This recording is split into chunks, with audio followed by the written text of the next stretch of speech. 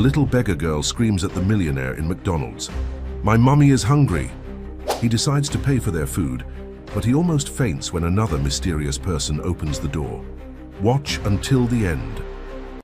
The bustling McDonald's on 5th Avenue was filled with the usual lunchtime crowd when a small voice pierced through the ambient noise, clear and desperate. "My mommy is hungry." The restaurant fell silent for a moment as heads turned toward the source of the cry. A little girl, no more than 6 years old, stood in the middle of the crowded space, her worn-out dress hanging loosely on her thin frame. Her dark curls were tangled, and her eyes held a mixture of desperation and determination that seemed out of place on such a young face. Sarah Mitchell, watching from the bathroom doorway, felt her heart stop. She had only taken her eyes off Emma for a second while washing her hands, and now her daughter had done exactly what she'd been trying to avoid, drawing attention to their situation. The familiar panic began to rise in her chest as she noticed the security guard taking deliberate steps toward her daughter. Without thinking, Sarah rushed forward, her worn sneakers squeaking against the polished floor. She reached Emma just as the guard was about to speak, scooping her daughter's small hand into her own. "I'm so sorry," she mumbled, not meeting anyone's eyes as she hurried them both toward the bathroom, the only safe haven she could think of. Once inside a stall, Sarah pulled Emma close, trying to steady her breathing. The familiar scent of her daughter's hair, a mix of sunshine and the lavender shampoo samples they'd gotten from the shelter, helped ground her. "Baby, we talked about this," she whispered, keeping her voice gentle despite the fear coursing through her veins.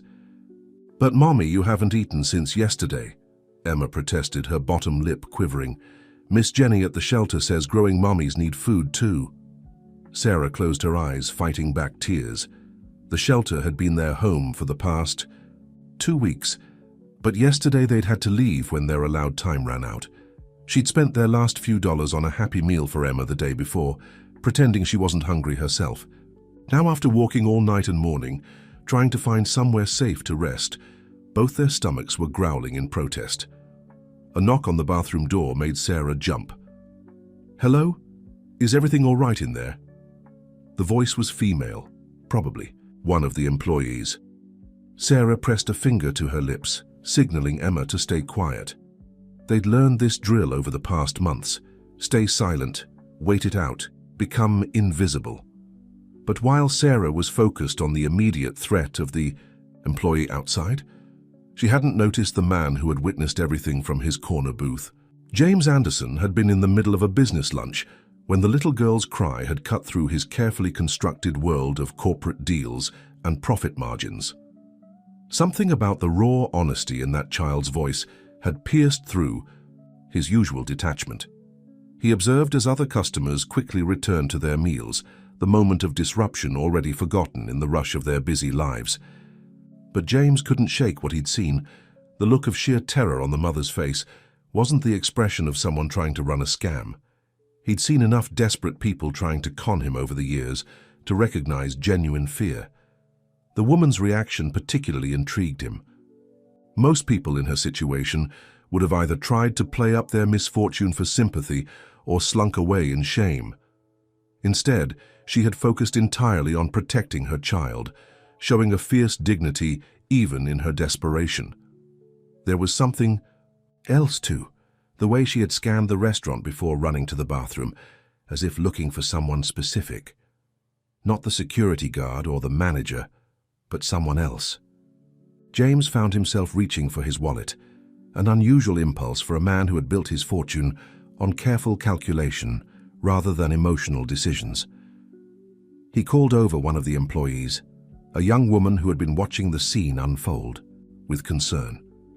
"I'd like to order some food," he said quietly, "and have it delivered to the bathroom." He handed her enough money to cover several meals, along with a generous tip. "But don't tell them who it's from." The employee nodded, understanding, flickering across her face. As she walked away, James settled back in his booth, his own meal forgotten. He told himself he was just conducting an experiment, testing whether this woman was truly in need or running some kind of scam. But deep down, he knew there was something more drawing him into this situation, something he hadn't felt in a very long time. Inside the bathroom stall, Sarah was trying to figure out their next move when another knock came, softer this time. "I have some food here for you," a gentle voice called out. "No strings attached. You can take it or leave it, but it's yours if you want it." Sarah froze, her mind racing. In her experience, nothing came without strings attached, but Emma's small whimper of hunger broke through her hesitation. Still holding the stall door firmly closed, she called out, "You can leave it by the door." She waited until she heard the bathroom door close before carefully opening the stall. There on the floor sat a large bag emanating the tempting aroma of fresh food. Sarah quickly pulled it inside their stall, her hands shaking as she opened it to find several hamburgers, fries, and drinks.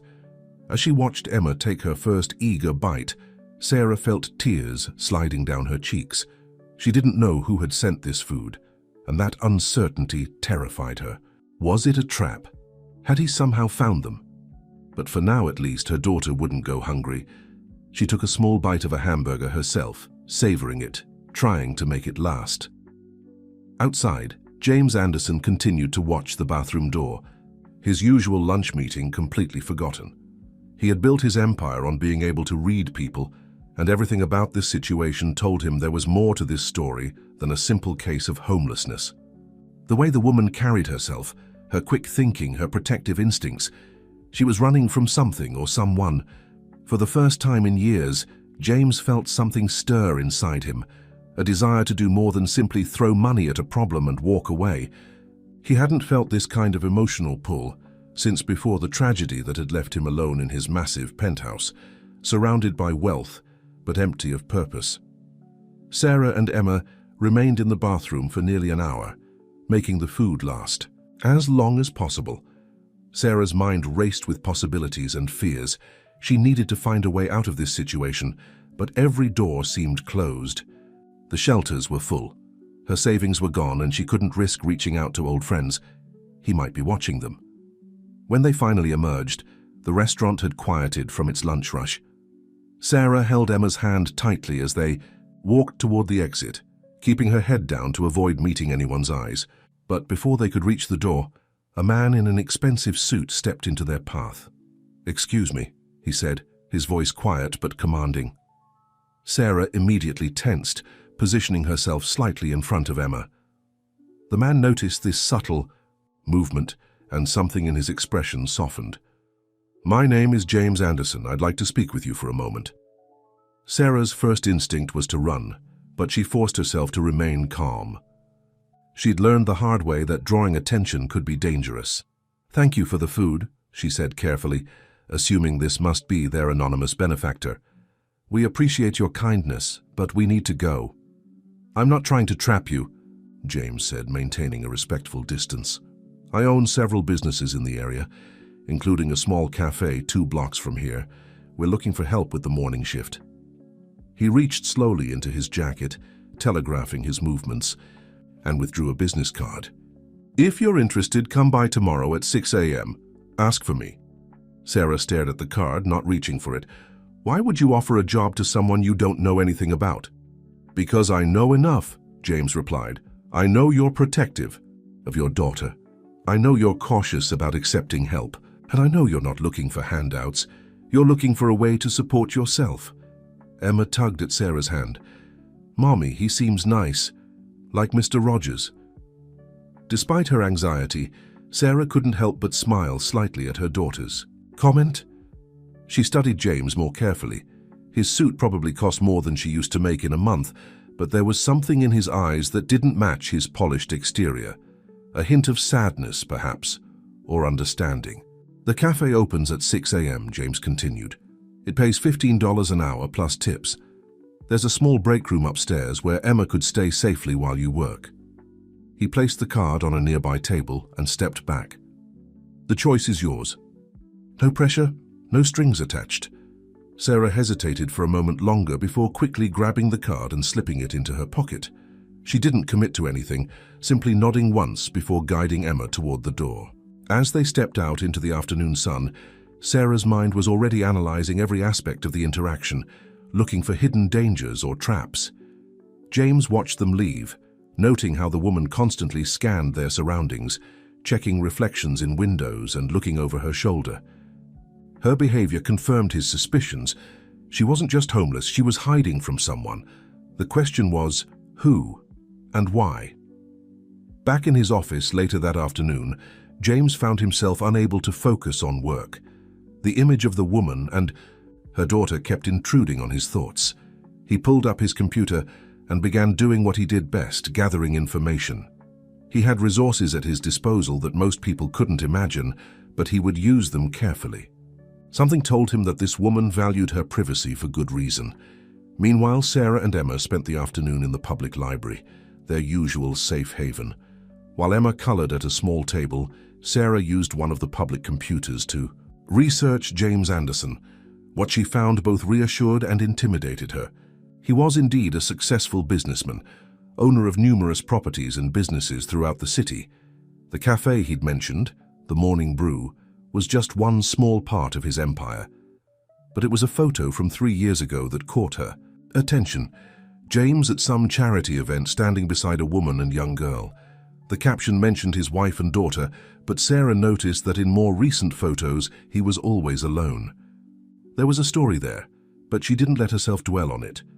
She had enough of her own problems without getting entangled in someone else's. As night fell, Sarah led Emma to the church shelter they'd found yesterday. It wasn't ideal.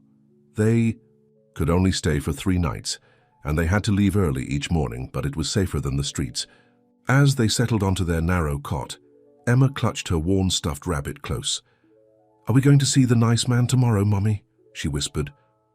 Sarah stroked her daughter's hair, buying time before answering. Every instinct told her to run to get as far away from this city as possible. But they had been running for months, and they were running out of options. The business card felt heavy in her pocket, representing both opportunity and risk. "Maybe, baby," she finally answered. "We'll see." As Emma drifted off to sleep, Sarah lay awake, her mind churning. She'd learned the hard way that when something seemed too good to be true, it usually was. But she'd also learned that sometimes, when you're at your lowest point, help can come from unexpected places. The question was, which was this? In his penthouse across town, James Anderson stood at his floor-to-ceiling windows, looking out over the city lights. On his desk lay a preliminary report from his security team. No matches yet for the woman's identity, but they were searching carefully, discreetly.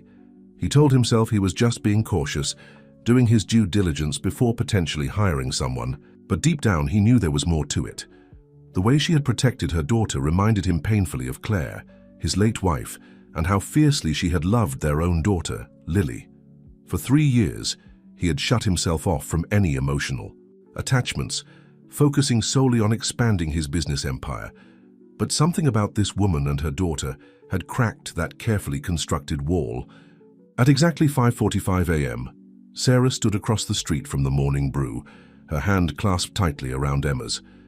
The cafe was a charming 2-story building with large windows and a fresh coat of deep blue paint. Through the glass, she could see employees preparing for the day, arranging pastries and checking coffee machines. Sarah had barely slept, spending most of the night weighing her options. The shelter would only house them for 2 more nights, and her remaining cash wouldn't even buy them breakfast. Still, she hesitated. Taking this job meant staying in one place, becoming visible, traceable. "The rabbit likes this place, Mommy," Emma said softly, clutching her stuffed companion. "He says it smells like cookies." Sarah smiled despite her anxiety. Emma had always had a way of simplifying difficult decisions. She checked her reflection in a nearby window. She'd done her best to look presentable, washing their clothes in the shelter's laundry room and braiding her hair neatly.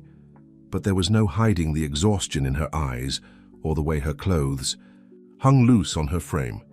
At 5:55 a.m., they crossed the street.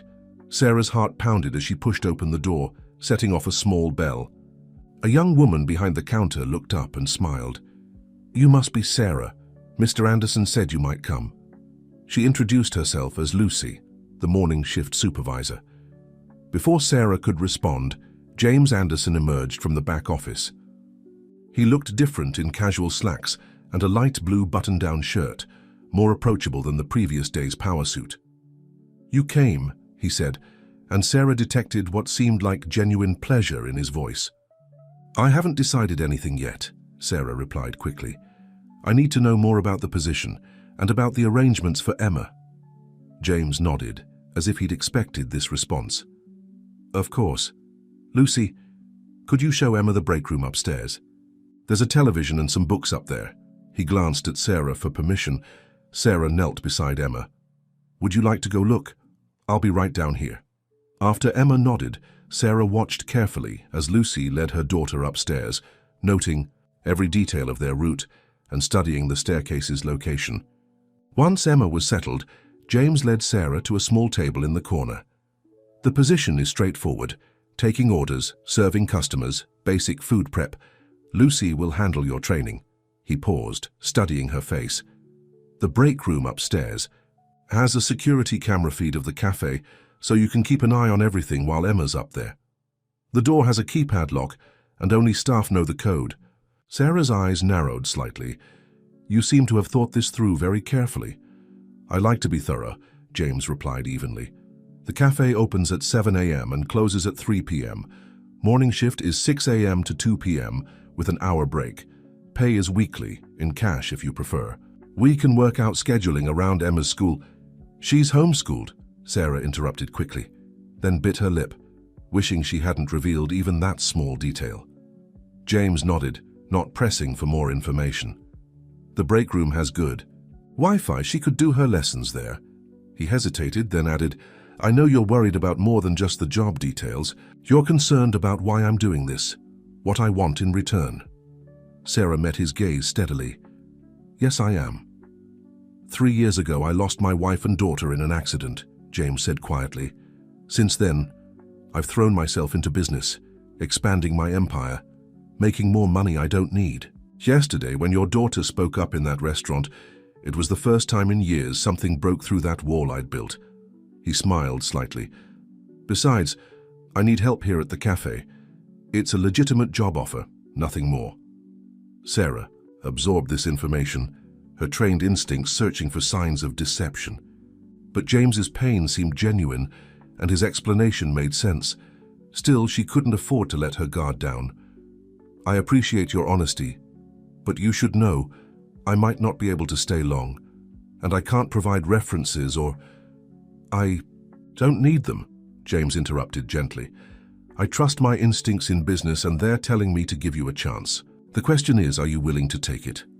Before Sarah could answer, Emma's laughter drifted down from upstairs. Sarah closed her eyes for a moment, remembering her daughter's joy when they'd had their own apartment, her own room, her own toys. They'd been on the run for so long, living in shelters and cheap motels, always looking over their shoulders. "Yes," Sarah said finally, "I'll take the job, but I have conditions. I need to be paid in cash, and I won't give you my last name or social security number. If that's a problem—" "It's not," James assured her, "and we can work something out." He didn't mention that his security team was already trying to discover her identity, not out of malice, but out of a growing need to understand what or who she was running from. Lucy returned with Emma, who was clutching a chocolate chip cookie and grinning. "Mommy, they have a whole box of books upstairs, and Miss Lucy says I can read any of them." Sarah felt tears prick at her eyes, quickly blinking them away. It had been months since she'd seen Emma this excited about anything. "That's wonderful, baby. How would you feel about spending more time here while Mommy works?" Emma's eyes lit up. "Really? We can stay?" James watched the interaction, something tightening in his chest. He recognized the look in Sarah's eyes, the fierce love of a parent willing to do anything to protect their child. It was the same look he'd seen in Claire's eyes countless times before she was taken from him. "Lucy will help you get started," James said, standing. "I have meetings this morning, but I'll check in later." He headed toward the door, then paused. "Sarah, welcome to the morning brew." As Sarah began her training, she felt a mix of hope and anxiety. This could be a new beginning, a chance to build some stability for Emma, or it could be the mistake that finally led him to them. Only time would tell which it would be. The first week at the morning brew passed in a blur of coffee orders, pastry arrangements, and customer interactions. Sarah threw herself into learning every aspect of the job, memorizing regular customers, orders, and mastering the espresso machine. Her quick mind and attention to detail impressed Lucy, who commented that she seemed overqualified for cafe work. Emma flourished in the break room, creating a small workspace where she did her lessons and read through the cafe's collection of books. Sarah checked the security feed constantly at first, but gradually began to relax as she saw how content her daughter was. During her breaks, they would share lunch, and Emma would proudly show off what she'd learned that day. James kept his distance, stopping by the cafe only occasionally to check on operations, but Sarah often felt his eyes on her when he thought she wasn't looking. She recognized the curiosity in his gaze. He was trying to figure her out, to understand her story. It made her nervous, but so far he had kept his word about not pressing for information. On Friday afternoon, as Sarah was finishing her shift, Lucy handed her an envelope containing her first week's pay in cash. "Mr. Anderson also asked me to give you this," she said, passing over a small paper bag. Inside, Sarah found a gift card to a nearby department store and a note, "For whatever you and Emma might need, no strings attached." The gift card was for $500. Sarah's first instinct was to return it, but she thought of Emma's worn-out shoes and the approaching autumn weather. Pride was a luxury she couldn't afford when it came to her daughter's needs. That evening, instead of heading to the shelter, Sarah took Emma shopping. They bought warm clothes, new shoes, and a few small toys. Emma's eyes grew wide when Sarah let her pick out a new backpack with butterflies on it. "Can I really have it, Mommy?" "Yes, baby," Sarah said, fighting back tears as she watched her daughter hug the backpack. Such a simple thing, but it had been so long since she'd been able to give Emma anything new. As they left the store, Sarah's instincts kicked in. Something felt off. She casually guided Emma to a window display, pretending to look at it while actually studying the reflection of the street behind them. There, a man in a dark jacket trying too hard to appear casual as he looked at his phone. Sarah's heart began to race, but she kept her movements calm and deliberate. "Emma, remember our game? The one where we pretend we're secret agents?" Emma nodded, immediately understanding. They'd played this game many times before, always when they needed to disappear quickly. Sarah led them into the crowd of shoppers, then into a department store. They went up the escalator, down another, through the perfume section where the strong scents would mask their trail. Finally, after taking a circuitous route and checking multiple times to ensure they weren't followed, Sarah brought them to a small motel she'd noticed earlier in the week. It was more expensive than the shelter, but the week's pay and what she'd saved from the gift card would cover a few nights. Once they were safely in the room, Emma fell asleep quickly, clutching her new backpack. Sarah sat by the window, peeking through the curtains periodically. Had she been paranoid? Was the man just another shopper, or had he finally found them? Her phone buzzed, a cheap prepaid model she'd bought with her first day's pay, a text from an unknown number. "You can't hide forever, Sarah. You know you belong with me." Sarah's hands shook as she deleted the message and removed the phone's battery, fighting the urge to be physically ill. How had he gotten this number? She'd been so careful. Unless, had James run a background check, found information about her past, shared it? No, she told herself. She'd watched James carefully all week. He was curious about her situation, yes, but his concern seemed genuine. The way he looked at Emma reminded her of how he'd described his lost daughter. There was pain there and longing, but no malice. Still, she couldn't take chances. She should leave now, find another city, start over again. But as she looked at Emma sleeping peacefully, surrounded by their shopping bags, Sarah felt a wave of exhaustion. How long could they keep running? Emma needed stability, education, friends. She needed a normal life. Sarah moved to the bed and gently stroked Emma's hair. "I'm sorry, baby," she whispered. "I'm so sorry for all of this." Emma stirred slightly but didn't wake, clutching her stuffed rabbit closer. As Sarah lay down beside her daughter, her mind raced with possibilities. Maybe the text was just a coincidence, a wrong number that happened to mirror her fears. Maybe the man in the dark jacket was just a shopper. Maybe, just maybe, they could stay here, build a life, find safety. But experience had taught her that maybes were dangerous. She needed to be smart, to plan carefully. Tomorrow she would start taking precautions, mapping out escape routes from the cafe, establishing emergency meeting points with Emma, finding safe houses they could run to if needed. She wouldn't let her guard down again, wouldn't let herself be lulled into a false sense of security, because she knew better than anyone that security was an illusion, and the moment you started to feel safe was usually when everything fell apart. The morning brew hummed with its usual Monday morning energy as Sarah expertly navigated between customers, her movements efficient and precise. 2 weeks into the job, she had already memorized the regulars' orders and learned to anticipate the rush hours. But beneath her calm exterior, her nerves were frayed from nights of fitful sleep and constant vigilance. The weekend in the motel had stretched their resources, forcing Sarah to dip into the emergency cash she'd been saving. They'd moved to a different shelter across town, adding an hour to their morning commute, but providing the anonymity Sarah desperately needed. Each morning, they took a different route to the cafe, doubling back and changing buses to ensure they weren't followed. "Sarah?" Lucy's voice broke through her thoughts. "Mr. Anderson would like to see you in his office when you have a moment." Sarah's stomach tightened. James hadn't been to the cafe in days, and an official summons to his office sent warning. Bells ringing through her mind. She glanced at the security feed showing Emma absorbed in her lessons upstairs, then nodded. "I'll go now," during the slow period. James's office was smaller than she'd expected, warm and inviting with walls lined with books.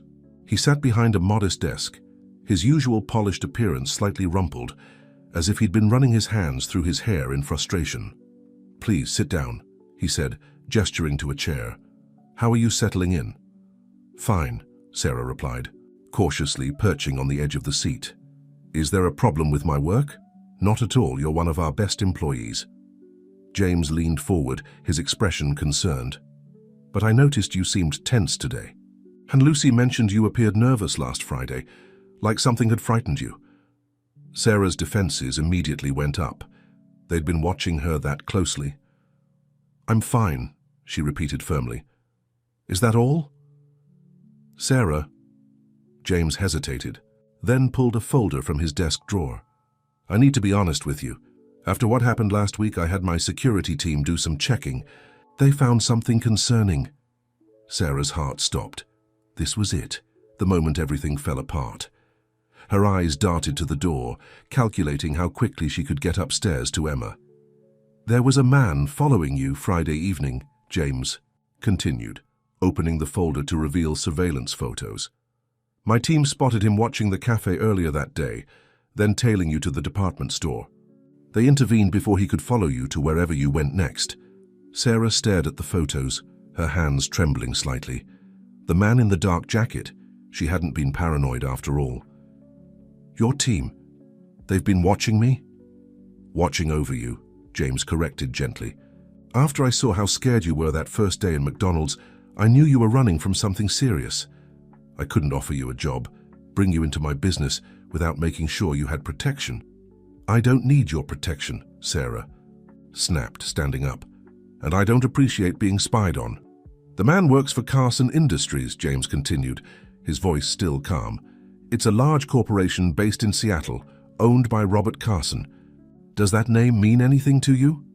Sarah's face went pale, but she quickly composed herself. "No," she lied. "I need to get back to work." "Sarah, wait." James stood up, keeping the desk between them, as if to make her feel safer. "I'm not trying to intrude in your life, but if you and Emma are in danger, I want to help. I have resources, connection. You have no idea what you're getting involved in." Sarah interrupted, her voice shaking. "Please, just stay out of it.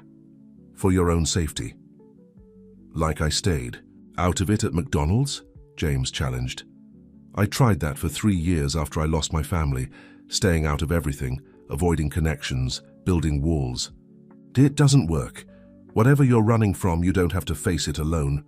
Sarah's hand was on the doorknob when James spoke again, softer this time. "The text message you received Friday night, my team traced it. It came from a burner phone, but it was purchased in Seattle." Sarah whirled around. You monitored my phone. No, James assured her quickly, but when you deleted the battery right after receiving a text, it wasn't hard to figure out something was wrong. Sarah, this man, Robert Carson, is he your ex-husband? The question hung in the air between them. Sarah's mind raced with possibilities.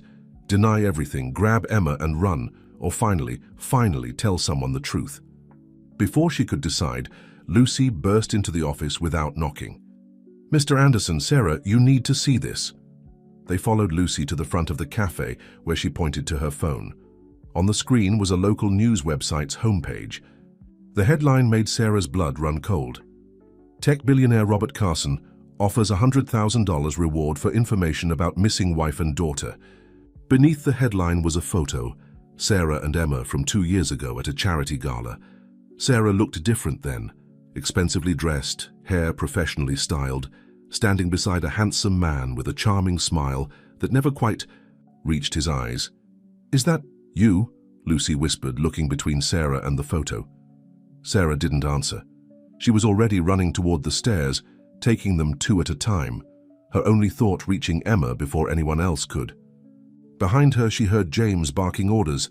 "Lucy, close the cafe. Tell everyone we have an emergency plumbing issue. Now." But Sarah barely registered his words. Her whole world had narrowed to a single purpose, protecting her daughter. Because if Robert was making such a public move, it meant only one thing. He was done playing cat and mouse. The real hunt was about to begin. Emma looked up from her books as Sarah burst into the break room, immediately sensing her mother's distress. "Mommy, what's wrong?" "Pack your things, baby, we need to go." Sarah's voice was steady despite her racing heart. They'd practiced this. Everything important stayed in their backpacks, ready to grab and run at a moment's notice. James appeared in the doorway as Emma was zipping up her butterfly backpack. "Sarah, wait, please, let me help you." "You can't." "Help us," Sarah said, checking the window for possible escape routes. "No one can. You don't know what he's capable of." "Then tell me," James urged, "because right now all I see is a woman accused of kidnapping her own daughter, with a $100,000 reward on her head. The police will be looking for you now. You need someone on your side." Sarah froze. She hadn't thought about how the story would look to others. A wealthy businessman searching for his missing family, offering a generous reward to bring them home. Robert had always been skilled at manipulating public perception. "He's not who people think he is," Sarah said finally, her voice barely above a whisper. "The charming tech innovator, the philanthropist, it's all a facade." Emma clutched her stuffed rabbit tighter. "Is Daddy looking for us again?" The fear in her daughter's voice broke something in Sarah. She knelt beside Emma, brushing a strand of hair from her face. "Yes, baby. But I won't. Let him find us, I promise." "I don't want to go back," Emma said, her lower lip trembling. "He hurts you when he's angry, and he says mean things that make you cry." James's expression darkened at Emma's words. "Sarah, my private elevator leads directly to the parking garage. I have a car waiting. Let me take you somewhere safe just until we can figure this out." Sarah hesitated. Every instinct screamed at her to run, to trust no one. But Emma's words echoed in her mind. She'd tried so hard to shield her daughter from the truth, but children saw more than adults realized. Emma had witnessed too much already. "Why?" Sarah asked James. "Why would you risk helping us? Robert Carson is a powerful man. He could destroy your business, your reputation." "Because 3 years ago, I couldn't save my own family," James replied, his voice rough with emotion. "I was too focused on business, on making money. I missed the signs that Claire was struggling, that Lily needed more attention. The night they were driving to that dance recital, I was too busy to attend." He stopped, composing himself. "I can't change the past, but I can choose to do the right thing now." A commotion from downstairs interrupted them, raised voices, demanding to speak to the manager. Lucy appeared at the top of the stairs, looking worried. "Mr. Anderson, there are reporters outside, and 2 men who say they're private investigators hired by Robert Carson." Sarah's face went pale. "He works fast, he always does." "The elevator," James said decisively. "Now." He pressed a key card into Sarah's hand. "This will take you to the garage level. My driver, Marcus, is waiting in a black SUV. He'll take you to a safe house I maintain outside the city. I'll handle things here and join you later. I can't ask you to lie for us, Sarah protested. You didn't ask. I'm choosing to. James's voice was firm. The safe house is off the grid. No paper trail, no digital footprint. Not even my regular security team knows about it. It will give us time to think, to plan. Sarah studied his face, looking for any sign of deception. Instead, she saw only determination and something else, understanding. He knew what it was, like to fail to protect someone you loved. Maybe that's why he was so determined to help them now. Emma, James said gently, in the safe house, there's a room that used to be my daughter's. It has books and toys and a window seat where you can read. Would you like to see it? Emma looked at her mother questioningly. Sarah took a deep breath, then nodded. Okay, but first, you need to know the truth about Robert, about why we ran, because if you're going to risk everything to help us, you deserve to know what you're getting into. Tell me in the car, James said, already guiding them towards the hidden elevator. Right now we need to move. As the elevator doors closed behind them, Sarah heard the commotion growing louder upstairs. She clutched Emma's hand tighter, knowing that once again they were putting their lives in someone else's hands. But this time felt different. This time, they weren't just running away from danger. They were running towards something that felt surprisingly like hope. In the parking garage, Marcus stood beside a black SUV with tinted windows, looking alert but calm. As he helped them into the vehicle, Sarah caught a glimpse of herself in the side mirror. She barely recognized the woman staring back at her, tired, scared, but with a determination in her eyes that hadn't been there before, because this time they weren't alone. And maybe, just maybe, that would make all the difference. The safe house turned out to be a modest lakeside cabin, hidden behind thick trees and accessible only by a winding private road. As Marcus drove them through the security gate, Sarah noticed cameras disguised as birdhouses and motion sensors masked as garden lights. James Anderson hadn't exaggerated about the security measures. Inside, the cabin was warm and inviting, with comfortable furniture and large windows overlooking the lake. Emma immediately gravitated toward the window seat James had mentioned, her eyes wide as she took in the peaceful view. The nearest neighbor is 5 miles away, James explained, helping them settle in. The property is registered to a shell corporation. Even if Robert traces you to the cafe, he won't find any connection to this place. Sarah walked through the rooms, her trained eyes noting exits and potential security weaknesses. The cabin was larger than it appeared from outside, with 3 bedrooms, a modern kitchen, and a basement that had been converted into what looked like a command center, complete with surveillance monitors and communication equipment. You said this wasn't your regular safe house, Sarah observed. Why do you have a place like this? James's expression tightened slightly. After I lost Claire and Lily, I became paranoid. I built this place thinking I could protect them from anything. By the time it was finished, they were gone. He forced a smile. At least now it can help someone else. Emma had discovered the room James had mentioned, a bedroom decorated in soft blues and greens, with built-in bookshelves and a collection of children's books. Mommy, look! There are so many books. That was Lily's room, James said quietly. She loved to read, just like Emma. Sarah touched his arm gently. I'm sorry about your family. I'm sorry about what you've been through too. James gestured toward the living room. Maybe it's time you told me the whole story. Sarah nodded, knowing she couldn't put it off any longer. They settled on the comfortable couches, while Emma explored her new room, though Sarah made sure to keep her daughter within earshot. I met Robert 7 years ago, Sarah began, her voice steady despite the painful memories. I was working as a software engineer at a startup he was interested in acquiring. He was charming, brilliant, and seemed to value my opinions about technology and innovation. We married 6 months later. She paused, gathering her thoughts. The changes were subtle at first. He wanted to know where I was all the time, who I was talking to. He said it was because he worried about corporate espionage, that as his wife, I needed to be careful about information leaks. It seemed reasonable. At the time. When did you realize it wasn't reasonable? James asked gently. After Emma was born. He became obsessed with control. He installed surveillance cameras throughout our house, monitored all my communications, hired staff who reported my every move to him. If I disagreed with him about anything, he would... Sarah glanced toward Emma's room, lowering her voice.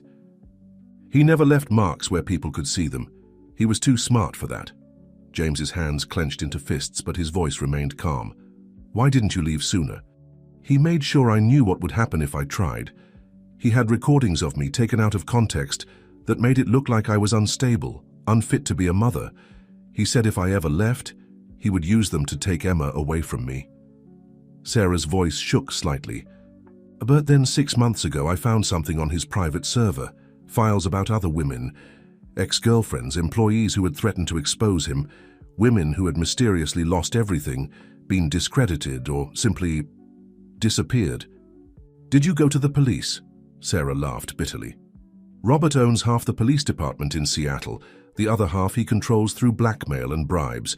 Besides, I had no proof. The files disappeared as soon as I found them, and my access to the server was revoked. He knew I'd seen them, though. The next day he started talking about sending Emma to a private boarding school in Switzerland. That's when I knew we had to run. How did you manage it? I planned for months, secretly gathering cash, creating false identities. I waited until he was at a technology conference in Singapore. We had 24 hours before he realized we were gone. Sarah closed her eyes, remembering. We've been running ever since. Every time I think we're safe, he finds us. He has people everywhere, resources I can't even imagine. James was quiet for a moment, processing everything. The reward offer was clever, he finally said. Now every desperate person in the city will be looking for you, hoping to claim the money. And you'll look like the villain, a mother stealing her child from a loving father. That's Robert's specialty, manipulating perceptions.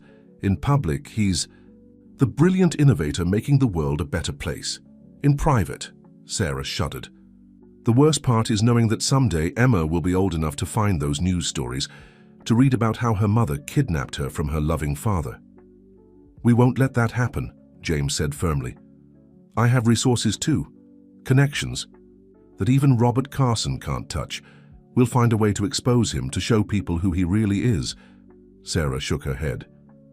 You don't understand. Robert doesn't just destroy his enemies. He destroys everyone they care about. I can't let you risk everything for us. Sarah. James leaned forward, his eyes intense. 3 years ago, I was powerless to save my family. I'm not powerless anymore. Let me help you. Let me do this one good thing. Before Sarah could respond, Emma came running into the room, clutching a book. Mommy, can we stay here? Just for a little while. Please? Sarah looked at her daughter's hopeful face, then at James's determined one. For so long she'd carried this burden alone, trusting no one, always ready to run. But maybe, just maybe, it was time to take a stand. Yes, baby, she said softly. We can stay. For now. Outside, the sun was setting over the lake, painting the sky in shades of pink and gold. Sarah watched as Emma curled up in the window seat with her book, looking more relaxed than she had in months. For the first time since they'd fled Seattle, she allowed herself to feel something dangerous, hope. The next few days settled into an unexpected rhythm. While James returned to the city to manage the fallout at the cafe, Sarah and Emma explored their temporary sanctuary. The cabin's kitchen was well stocked, and Sarah found herself enjoying the simple pleasure of cooking real meals again, watching Emma's face light up at the smell of fresh-baked cookies. But peace was an illusion they couldn't afford to embrace.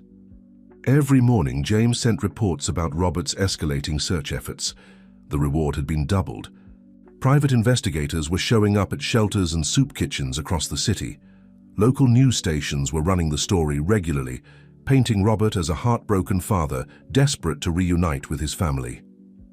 We need to be proactive, James announced one evening, spreading documents across the dining room table after Emma had gone to bed. I've been gathering information. Robert's not as careful as he thinks he is. Sarah leaned forward, examining the papers. Financial records, email printouts, surveillance photos. James had been busy. How did you get all this?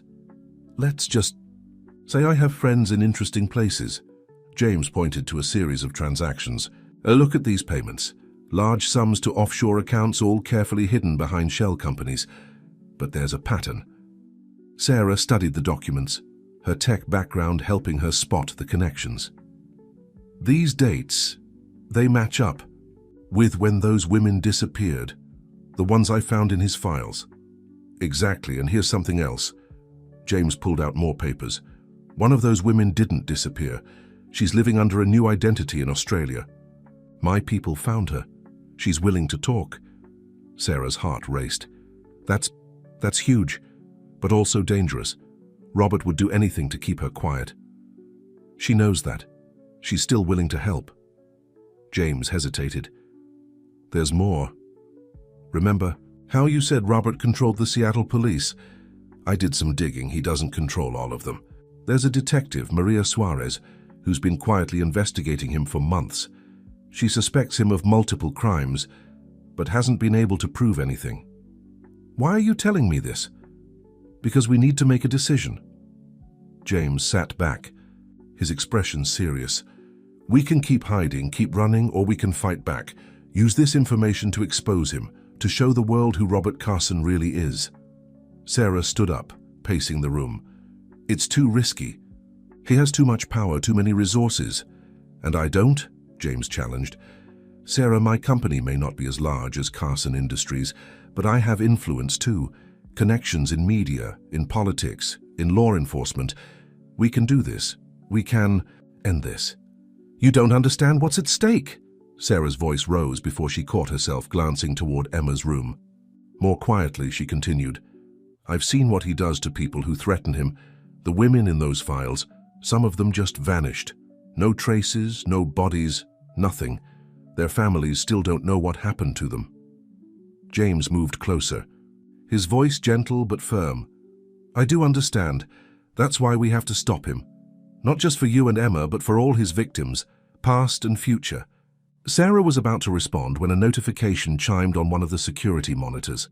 James quickly moved to check it, his expression darkening. Someone's trying to access the cafe's employee records. They're good.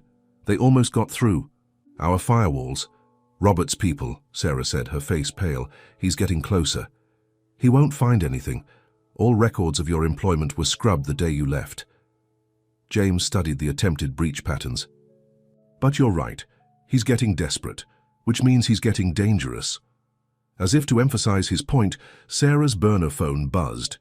She had kept it powered off most of the time, turning it on only briefly each day to check for important messages. The text was from an unknown number. Did you really think Anderson could protect you? No one can protect you from me. You belong to me, Sarah. Always. James read the message over her shoulder, his jaw tightening. He's trying to scare you. Make you feel helpless. It's working, Sarah admitted, her hands shaking as she removed the phone's battery. Sarah, look at me. James turned her gently to face him. You're not helpless. You're one of the strongest people I've ever met. You escaped him once already. You've kept Emma safe for months, all on your own. But you don't have to do this alone anymore. Sarah looked into his eyes, seeing the same determination she'd noticed that first day at McDonald's. But there was something else there too.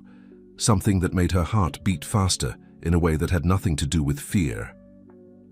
What's your plan? She asked finally. Detective Suarez has been building a case. With the evidence we've gathered, plus testimony from the woman in Australia, we might have enough to move against him. But we'd need one more thing. James paused. We'd need you to testify. Sarah's first instinct was to refuse. The thought of facing Robert in court, of reliving those years of abuse and manipulation, made her physically ill. But then she thought of Emma, of the life her daughter deserved. A life free from fear, from running, from looking over their shoulders. If we do this, she said slowly, we have to be certain, 100% certain, because if we move against him and fail... We won't fail, James interrupted. I promise you that. Before Sarah could respond, A sound from upstairs made them both freeze. Footsteps on the roof. James immediately moved to the security monitors while Sarah ran to Emma's room. But as she reached for her daughter's door, all the lights in the cabin went out, plunging them into darkness. Someone had found them. The question was, who? In the sudden darkness, Sarah's training kicked in. She quickly but silently entered Emma's room, finding her daughter already awake and alert. They had practiced this. Emma knew exactly what to do when things went wrong. "Secret agent time?" Emma whispered, already reaching for her pre-packed emergency backpack. "That's right, baby. Just like we practiced." Sarah guided Emma toward the hidden panel in the closet that James had shown them, an emergency escape route leading to a concealed bunker beneath the house. Meanwhile, James activated the backup generator, but only for the security systems keeping the house dark. He moved through the shadows with surprising stealth for a businessman, checking the monitors in the basement command center. The infrared cameras showed 3 figures on the roof and 2 more approaching from the lakeside. "Sarah," he called, softly through the security system's intercom. 5 intruders, professional equipment. They're trying to disable the security system." Sarah's heart raced as she helped Emma into the hidden passage. "Stay here, baby. Don't come out unless you hear our special code word, remember?" Emma nodded bravely, clutching her stuffed rabbit. "I love you, Mommy." "I love you too, sweetheart." Sarah closed the panel and hurried to join James in the command center, her sock-covered feet silent on the stairs. "They're not Robert's usual people," James said as she entered. "Different tactics, more sophisticated equipment. I don't think he trusts his regular team anymore." A crash from upstairs made them both jump. "They're in," Sarah whispered. James pulled out a tablet showing her the layout of the house with glowing dots representing the intruders. "The panic room is secure. They won't find Emma, but we need to get out of here. There's a tunnel from this room leading to a boathouse on the other side of the property." "You really did think of everything," Sarah said, managing a weak smile despite her fear. "I learned from failing to protect my family once. I won't fail again." James began activating security protocols on his tablet. "The house has defensive measures, but they're designed to delay, not stop. We have maybe 5 minutes." Suddenly a voice called out from upstairs, familiar, confident, sending chills down Sarah's spine. "Sarah, I know you're here, darling. Don't make this harder than it needs to be." "Robert," Sarah breathed, her face going pale. "He came himself. He never does that." "You really got under his skin," James said, quickly gathering essential equipment. "He's losing control of the narrative. The press is starting to ask questions about why you ran, whether there's more to the story." "Emma," Sarah whispered, "I need to get her." "She's safer where she is," James interrupted gently. "The panic room has supplies for days and multiple escape routes. Right now we need to draw them away from the house." The sound of footsteps overhead grew closer. James activated something on his tablet, and suddenly alarms blared throughout the house. Smoke began pouring from vents in the ceiling. Not real smoke, but a sophisticated cover designed to confuse and disorient. "Now," James said, grabbing Sarah's hand. While they're distracted, they slipped into the tunnel just as the first intruder reached the basement stairs. Sarah's heart ached at leaving Emma behind, but she knew James was right. The panic room was the safest place for her. They had drilled this, prepared for it. Emma knew what to do. The tunnel was narrow, but well lit with emergency strips along the floor. They moved quickly, hearing muffled shouts and chaos from the house behind them. Sarah's mind raced. Robert had never personally participated in the hunt before. He always worked through intermediaries, maintaining his public image of the concerned father. For him to show up himself meant something had changed. "He's desperate," she said as they ran. "The evidence you've gathered, the witness in Australia, he knows we could actually hurt him this time." "Good," James replied grimly. "The more desperate he gets, the more likely he is to make mistakes." They reached the boathouse, but instead of emerging, James led them to another hidden door. "Secondary tunnel," he explained. "The boathouse is too obvious." This passage was rougher, clearly newer than the first, leading into the dense woods behind the property. As they emerged into the cool night air, Sarah heard Robert's voice again, carried on the wind from the house's external speakers. "You can't hide forever, Sarah. Everything you love, everything you've built here, I'll take it all away, just like before." Sarah stumbled, the old fear threatening to overwhelm her. James caught her arm, steadying her. "He's wrong," James said, firmly. "You're not alone this time."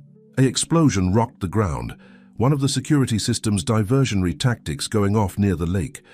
In the distance, they could hear sirens approaching, James's backup plans in action. "Local police," he explained as they moved deeper into the woods. "They're not all on Robert's payroll. Detective Suarez has some trusted officers watching the property. They'll keep Robert busy while we get to safety." "And Emma?" "Marcus will extract her through one of the other escape routes once things calm down. She has the emergency phone we gave her. She'll contact us at the rendezvous point." Sarah wanted to argue, wanted to run back to her daughter, but years of survival instincts kept her moving forward. Emma was smart and brave, and they had practiced this scenario repeatedly. Right now, the best thing she could do was draw Robert's attention away from the house. As they reached James's emergency vehicle, hidden under camouflage in the woods, Sarah looked back at the chaos they'd left behind.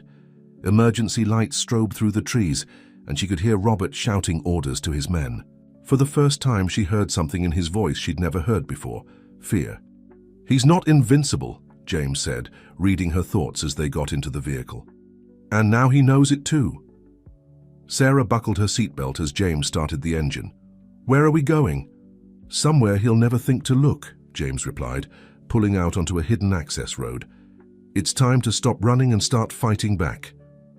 Behind them, Robert Carson stood on the deck of the lake house, watching the woods where they'd disappeared. His handsome face was twisted with rage as he realized that once again Sarah had slipped through his fingers. But this time was different. This time, she had help, powerful help. For the first time in his life, Robert Carson wasn't in complete control, and that made him more dangerous than ever. The safe house in the city looked like any other upscale apartment building, its luxury providing anonymity among the wealthy, residents who valued their privacy. Detective Maria Suarez buzzed them in through a private entrance, her sharp eyes taking in every detail of their appearance as they entered her unit. "You look better than I expected, considering what went down at the lake," she said, leading them into a secure room filled with surveillance equipment. "Robert Carson's having a very bad night." The local police found some interesting items his team left behind when they had to run. Military-grade equipment that's definitely not legal for civilian use. "Emma?" Sarah asked immediately. "Safe," Suarez confirmed. "Marcus extracted her through the northwest tunnel 40 minutes ago. She's with my partner at another secure location. Smart kid, followed the protocols perfectly." Sarah sagged with relief, and James steadied her with a gentle hand on her shoulder. The detective noticed the gesture but didn't comment. "Carson's getting sloppy," Suarez continued, pulling up surveillance footage on her monitors. "Showing up in person, using illegal equipment, violating multiple jurisdictions. He's given us more evidence tonight than in months of investigation." "He's always been careful before," Sarah said, studying the footage. "Maintaining his public image, working through proxies. I've never seen him like this." "Because he's never been truly threatened before," James observed. "The witness in Australia, the financial records we've uncovered, Sarah's potential testimony. It's all coming together too fast for him to control the narrative." Suarez nodded. "My task force has been building a case against him for 18 months. Money laundering, corporate espionage, blackmail. We knew he was dirty, but could never prove it. Then you two started stirring things up, and suddenly, everyone he's ever hurt is coming forward." She pulled up more files on her screen. Dozens of women, all with similar stories. Harassment, manipulation, abuse of power. Some had worked for Carson Industries, others had personal relationships with Robert. All had been systematically destroyed when they tried to speak out. "Most won't testify publicly," Suarez admitted. "They're still too afraid, but they're providing evidence, corroborating each other's stories. The pattern is undeniable."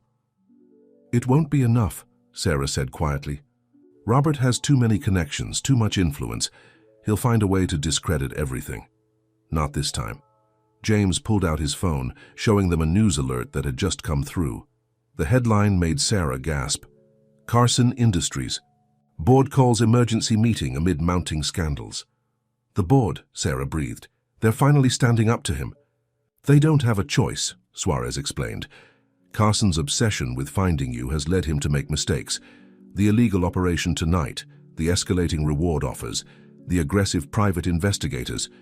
It's all drawing the wrong kind of attention.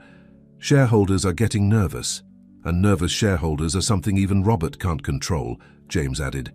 His power comes from the company. If he loses that, he becomes vulnerable, Sarah finished, but also more dangerous than ever. As if to prove her point, all their phones buzzed simultaneously, a breaking news alert. Robert Carson was holding an emergency press conference. They watched in tense silence as he appeared on screen, looking appropriately disheveled and emotional. My daughter is out there, scared and alone, he said, his voice breaking perfectly. My wife is being manipulated by people who want to destroy our family for their own gain. To those who are hiding them, you will be found. You will be punished. No one takes what's mine. Sarah shuddered at the familiar possessive tone, the barely concealed threat beneath the concerned father act. But something else caught her attention. He's wearing his blue tie, she said suddenly. What? Suarez asked. The tie, it's his tell. He always wears that specific blue tie when he's about to do something drastic. Sarah's hands began to shake. The last time I saw him wear it was the day he told me he was sending Emma to Switzerland. He must have another plan, something we haven't anticipated. James and Suarez exchanged worried looks. We need to move you again, the detective said. If he's planning something big... No, Sarah interrupted firmly. No more running. Every time we run, he gets stronger. He feeds off the fear, uses it to manipulate people's perceptions. It's time to change the game. What are you suggesting? James asked. Sarah took a deep breath. I want to make a statement of my own. Tell my story publicly before he can spin it any further. Not as a victim, but as a survivor who's ready to fight back. It's risky, Suarez warned. Once you go public, there's no going back. And it might provoke him into doing something, so even more desperate. I know, but Emma deserves a life without fear. All those other women Robert hurt, they deserve justice. We can't get that by hiding. James studied her face, seeing the determination that had first drawn him to her cause. You're sure about this? No, Sarah admitted with a slight smile, but I'm sure about one thing. I'm tired of letting him control the narrative. It's time for the world to hear the truth. Suarez nodded slowly. I have contacts at several major news outlets, people who can't be bought or intimidated. If we do this, we do it right. Full protection, controlled environment, maximum impact. We'll need to move fast, James added, before Robert can implement whatever he's planning, and we'll need to keep Emma completely secure. Emma stays with my partner in the FBI safe house, Suarez said firmly. No contact, no communication that could be traced. At least until this plays out. Sarah's heart ached at the thought of more separation from her daughter, but she knew it was necessary. How soon can we do this? Give me 12 hours to set everything up, Suarez replied. Make it a morning show exclusive. Maximum viewers catching Robert off guard while he's still reeling from tonight's failures. As they began planning the details, Sarah felt something she hadn't experienced in years, a sense of taking control back from Robert. She thought of Emma, safe and brave in her hiding place, following their practiced protocols perfectly. She thought of all the other women Robert had hurt, silenced, destroyed. She thought of James risking everything to help them. One more thing, she said suddenly. When we do this interview, I want to do it from your cafe, James, the place where I first started to believe in hope again. James smiled, understanding. The symbolism. The morning brew it is, full circle. Outside, the city was beginning to wake up, the first hints of dawn touching the horizon. Sarah watched the growing light, knowing that by this time tomorrow everything would be different. For better or worse, the game was about to change. The morning brew looked different in the pre-dawn hours, its windows dark and tables empty. Sarah stood in the middle of the cafe, remembering her first day here, how it had felt like both a sanctuary and a trap. Now it would become something else. A battleground. The news crew will set up here, Detective Suarez explained, gesturing to the area near the window seat where Emma used to read. We've vetted everyone involved in the production, no connections to Carson or his associates. The interview goes live at 7 a.m. Lucy, who had insisted on being present, was arranging fresh flowers on the counter. It should look normal, she said, like any other morning. That's what the Morning Brew has always been about, a place where people feel safe. Sarah touched one of the flowers gently. Thank you, Lucy, for everything. The cafe's perimeter is secure, James announced, returning from an outside check with his security team. We've got plainclothes officers on every corner and surveillance on all approach routes. If Robert tries anything, he will, Sarah said quietly. He won't be able to help himself. The question is how. As if on cue, Sarah's new secure phone, provided by Suarez's team, buzzed with a message. It was from a journalist at the Seattle Times. Mr. Carson's legal team has announced they're filing emergency custody papers this morning, citing maternal kidnapping and psychological instability. Would you care to comment? Right on schedule, Suarez muttered, reading over Sarah's shoulder. He's trying to preempt your interview with legal action, make you look unstable before you can tell your story. It won't work, James said firmly. We've got our own legal team ready to respond, and once Sarah tells her story, the world will see him for what he really is, Lucy finished, her voice hard. She had become fiercely protective of Sarah and Emma over their time at the cafe. The news crew arrived at 6, setting up their equipment with practiced efficiency. The interviewer, Diana Chen, had built her reputation on exposing corporate corruption. She sat with Sarah for a few minutes before they began, reviewing the outline of their discussion. We'll start with the basics, Diana explained. Let you tell your story in your own words. Then we'll bring in the evidence, the financial records, the testimonies from other women, the pattern of abuse and control. But most importantly, we'll show that this isn't just about you and Emma anymore. This is about every woman Robert Carson has ever hurt. Sarah nodded, her hands clasped tightly in her lap. I hope Emma understands why I'm doing this, why we can't be together right now. She knows, James said softly, sitting beside her. She's smart, like her mother, and she wants you to be brave. Sarah smiled slightly, remembering Emma's words from their last phone call. Go get the bad guy, Mommy, like in the stories. At 6:45, Diana's producer announced they would be going live in 15 minutes. Sarah went to the bathroom to check her appearance one last time. The woman in the mirror looked different from the one who had hidden in a McDonald's bathroom just weeks ago. She was still afraid, but the fear no longer controlled her.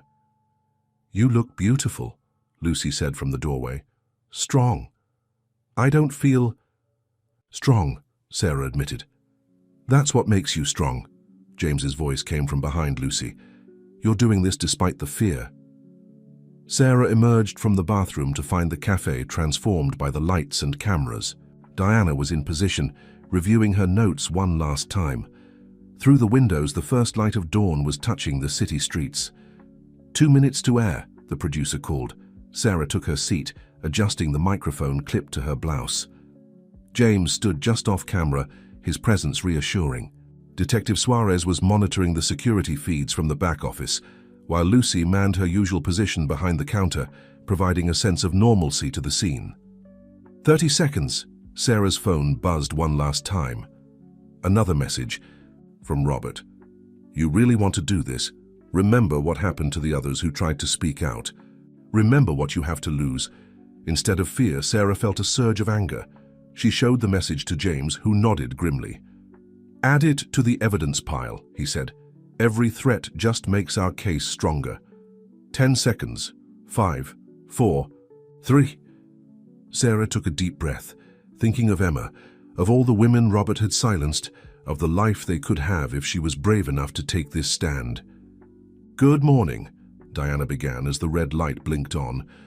I'm Diana Chen, and we're coming to you live from the Morning Brew Cafe with an exclusive interview.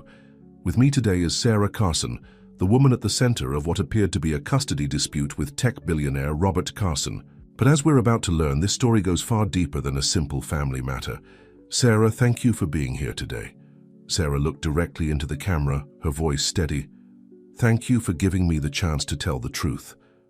As she began to speak, sharing her story with the world, she felt something shift inside her.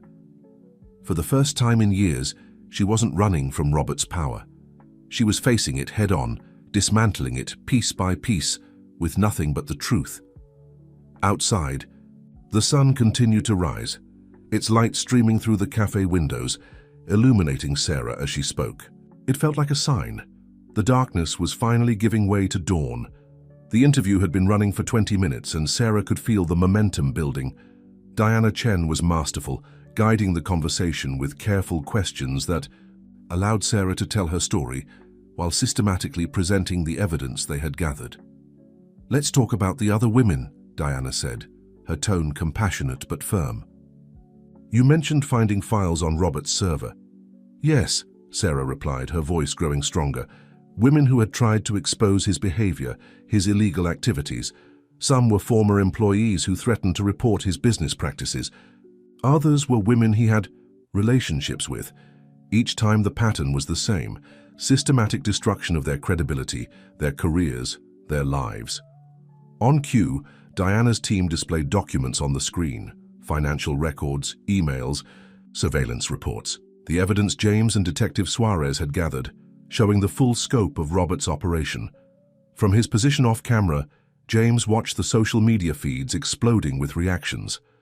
Sarah's story was trending, with thousands sharing their own experiences with powerful men who had seemed charming at first, only to reveal their true nature later. Suddenly, Lucy gestured urgently from behind the counter.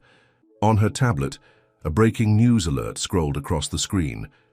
Carson Industries Board announces emergency session. CEO Robert Carson's leadership under review. James smiled grimly. The corporate wheels were turning faster than expected. Robert's carefully constructed empire was beginning to crumble, but Sarah wasn't finished. She looked directly into the camera, her voice clear and strong. I'm not just here to expose Robert's abuse. I'm here to tell every woman who's been silenced, who's been afraid, who's been told that no one will believe them, you're not alone. And it's not your fault. Diana leaned forward. You're taking a huge risk by speaking out. Robert Carson is a powerful man with extensive resources. Why come forward now? Because of Emma, Sarah said simply. My daughter deserves to grow up. In a world where the truth matters more than power, where being brave doesn't mean being silent. The interview was reaching its climax when Detective Suarez burst from the back office, her expression urgent. She signaled to James, who quickly read the message on her phone. His face darkened. We've got movement, Suarez whispered as she reached him. Multiple vehicles approaching from different directions. Carson's people. James nodded, already activating contingency plans. Security teams moved into position, while uniformed officers began clearing the surrounding streets. But they had prepared for this. The interview would continue, no matter what. Diana, sensing the tension but maintaining her professional composure, moved to her final questions. Sarah, you mentioned earlier that Robert always wears a specific blue tie when he's planning something dramatic. He wore that tie at his press conference last night. What do you think he's planning? Before Sarah could answer, the cafe's door chimed. Robert Carson himself stood in the doorway, impeccably dressed in his signature blue tie. He's planning to tell his side of the story, Robert said smoothly, walking into frame despite the security teams moving to intercept him. If my wife is going to make such creative accusations, don't I deserve the right to respond? The cafe fell silent. Security personnel surrounded Robert but didn't touch him. He had calculated correctly that they wouldn't risk a physical confrontation on live television. Diana Chen's eyes gleamed with journalistic instinct. This was ratings gold. But it was Sarah's reaction that caught everyone off guard. She didn't flinch, didn't cower. Instead, she smiled. Please, she said calmly. Sit down, Robert. Let's talk about the truth, all of it. The offshore accounts, the women you silenced, the threats, the surveillance. Let's talk about how you use your money and power to control people. Let's talk about why you're really here. Not because you love Emma or me, but because for the first time in your life you're losing control. Robert's confident smile faltered slightly. This wasn't the scared, submissive Sarah he had expected to find. The woman facing him was different, stronger, unafraid. "You've already lost, Robert," Sarah continued. "The board is meeting right now. Your shareholders are jumping ship. Those offshore accounts you thought were hidden, they're being frozen. As we speak, Detective Suarez has been very busy." Robert's face darkened. "You think you can destroy everything I've built? I made you, Sarah. Without me, you're nothing." "No, Robert, you didn't make me. You tried to break me. There's a difference." Sarah stood, her voice carrying clearly through the microphone. "And now everyone can see exactly who you are." As if on cue, Detective Suarez stepped forward, flanked by FBI agents. "Robert Carson, you're under arrest for financial fraud, witness tampering, and multiple counts of stalking and harassment." The look of shock on Robert's face as the agents approached was broadcast live to millions of viewers. His carefully constructed facade cracked completely as he realized that this time, money and influence wouldn't save him. "You can't do this." "To me," he snarled, his charm evaporating. "I own this city, I own you." "Not anymore," Sarah said quietly as the agents led him away. "Not ever again." Diana Chen, consummate professional that she was, turned back to the camera. And there you have it, viewers. A remarkable turn of events in what has become one of the most significant stories of corporate and domestic abuse in recent history. Sarah, thank you for your courage in sharing your story. As the broadcast ended, Sarah sank into her chair, emotionally exhausted but triumphant. James was immediately at her side, while Lucy rushed over with water. "Emma," Sarah said, "I need to see Emma." "Already on her way," Suarez confirmed. "My partner is bringing her here now that it's safe." "You did it, Sarah. You actually did it." "We did it," Sarah corrected, looking at James, Lucy, and Suarez. "All of us." Outside, the morning sun had fully risen, bathing the morning brew in warm light. Regular customers were beginning to arrive, seemingly unaware that they had just witnessed history being made in their favorite cafe. Sarah watched them order their usual coffees, going about their normal lives, and felt a profound sense of peace. For the first time in years, she could do the same. She could just and live. The days following Robert's arrest passed in a whirlwind of activity. Carson Industries' stock plummeted as more evidence of corruption emerged.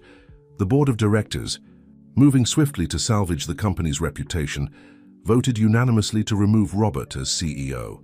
His carefully constructed empire was crumbling, one piece at a time.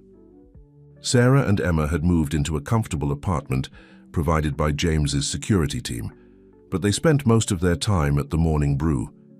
The cafe had become something of a symbol. People came from all over the city, hoping to sit in the spot where Sarah had taken her stand. Lucy had started serving a new specialty drink called Sunrise Courage, with all proceeds going to organizations supporting survivors of domestic abuse.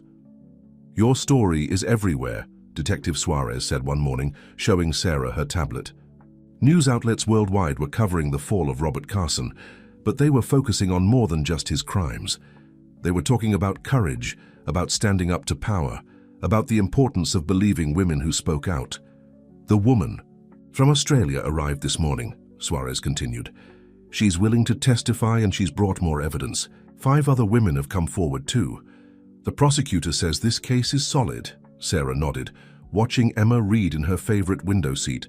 The little girl had been thriving since their reunion, finally able to stay in one place, to make friends, to just be a child. "What about the custody issue?" "Robert's legal team is in shambles," James answered, joining them with fresh coffee. "Given the criminal charges and the evidence of his behavior, no judge will grant him custody. His parental rights will likely be terminated once he's convicted." Sarah wrapped her hands around the warm coffee mug, allowing herself to feel the full weight of what that meant. Freedom, real, lasting freedom. "The media wants follow-up interviews," Lucy mentioned, wiping down nearby tables, especially since the Carson Industries whistleblowers started coming forward. It was true. After Robert's arrest, employees had begun speaking out about various corporate crimes they'd witnessed. The company's internal communications had been seized by federal investigators, revealing a pattern of corruption that went far beyond what they'd initially suspected. "I don't want to do any more interviews," Sarah said quietly. "I said what?" I needed to say. "Now I just want to focus on building a life with Emma." James sat beside her, careful to maintain the respectful distance he always kept. Their relationship had evolved into something deep but undefined, a partnership born of crisis, growing into something neither of them was quite ready to name. "The cafe's numbers are up," he mentioned, changing the subject. "Lucy's thinking of extending the hours, hiring more staff. I'd like to keep working here," Sarah said, surprising herself. "Not because I need to. The lawyer says the civil settlement from Carson Industries will be substantial. But this place, it means something now to me, to others who need hope." "You'll always have a place here," James assured her, "though I suspect you might want to do more than serve coffee eventually." Sarah smiled, knowing what he meant. Several tech companies had approached her after learning about her software engineering background. The industry had been particularly impressed by how she had detected Robert's hidden server and traced his financial dealings. "Speaking of the future," Suarez interjected, "we need to discuss security arrangements going forward. Robert's still got supporters out there, people who benefited from his corruption. They might—" "No," Sarah interrupted firmly. "We're not living in fear anymore. Take reasonable precautions, yes, but Emma and I need to live our lives. Really live them, not just survive them." Emma looked up from her book at the sound of her name, giving her mother a bright smile. Sarah felt tears prick at her eyes, remembering how rarely her daughter had smiled during their months on the run. "Mommy," Emma called out, "can we go to the park later? The one with the duck pond?" A few months ago, such a public outing would have been unthinkable. Now, Sarah smiled. "Yes, baby. We can feed the ducks." "I'll have plainclothes officers in the area," Suarez said quietly, then held up her hands when Sarah started to protest. "Just for the next few months, until things settle. Then you can be as normal and boring as you want." Sarah laughed. Actually laughed, the sound surprising her. When was the last time she had laughed freely, without fear or restraint? James watched her, something soft in his eyes. "You know, the cafe's security cameras caught something interesting this morning. Want to see?" He pulled up the footage on his tablet. It showed Emma at her usual window seat, but instead of reading, she was writing in a notebook. The camera zoomed in enough to show the words at the top of the page, "My Story," by Emma Mitchell. "She wants to be a writer," Sarah said softly. "She used to be afraid to write anything down in case he found it. But now she's free to tell her own story," James finished. "Just like her mother." Lucy appeared with fresh pastries, setting them on the table. "The morning rush will start soon. You want me to put up the reserved sign on your table?" Sarah shook her head. "No. Let people sit here. Let them see that it's just a normal table in a normal cafe where something extraordinary happened. Let them know they can do extraordinary things too." Outside, the city was coming to life, people hurrying to work, students heading to school, couples walking hand in hand.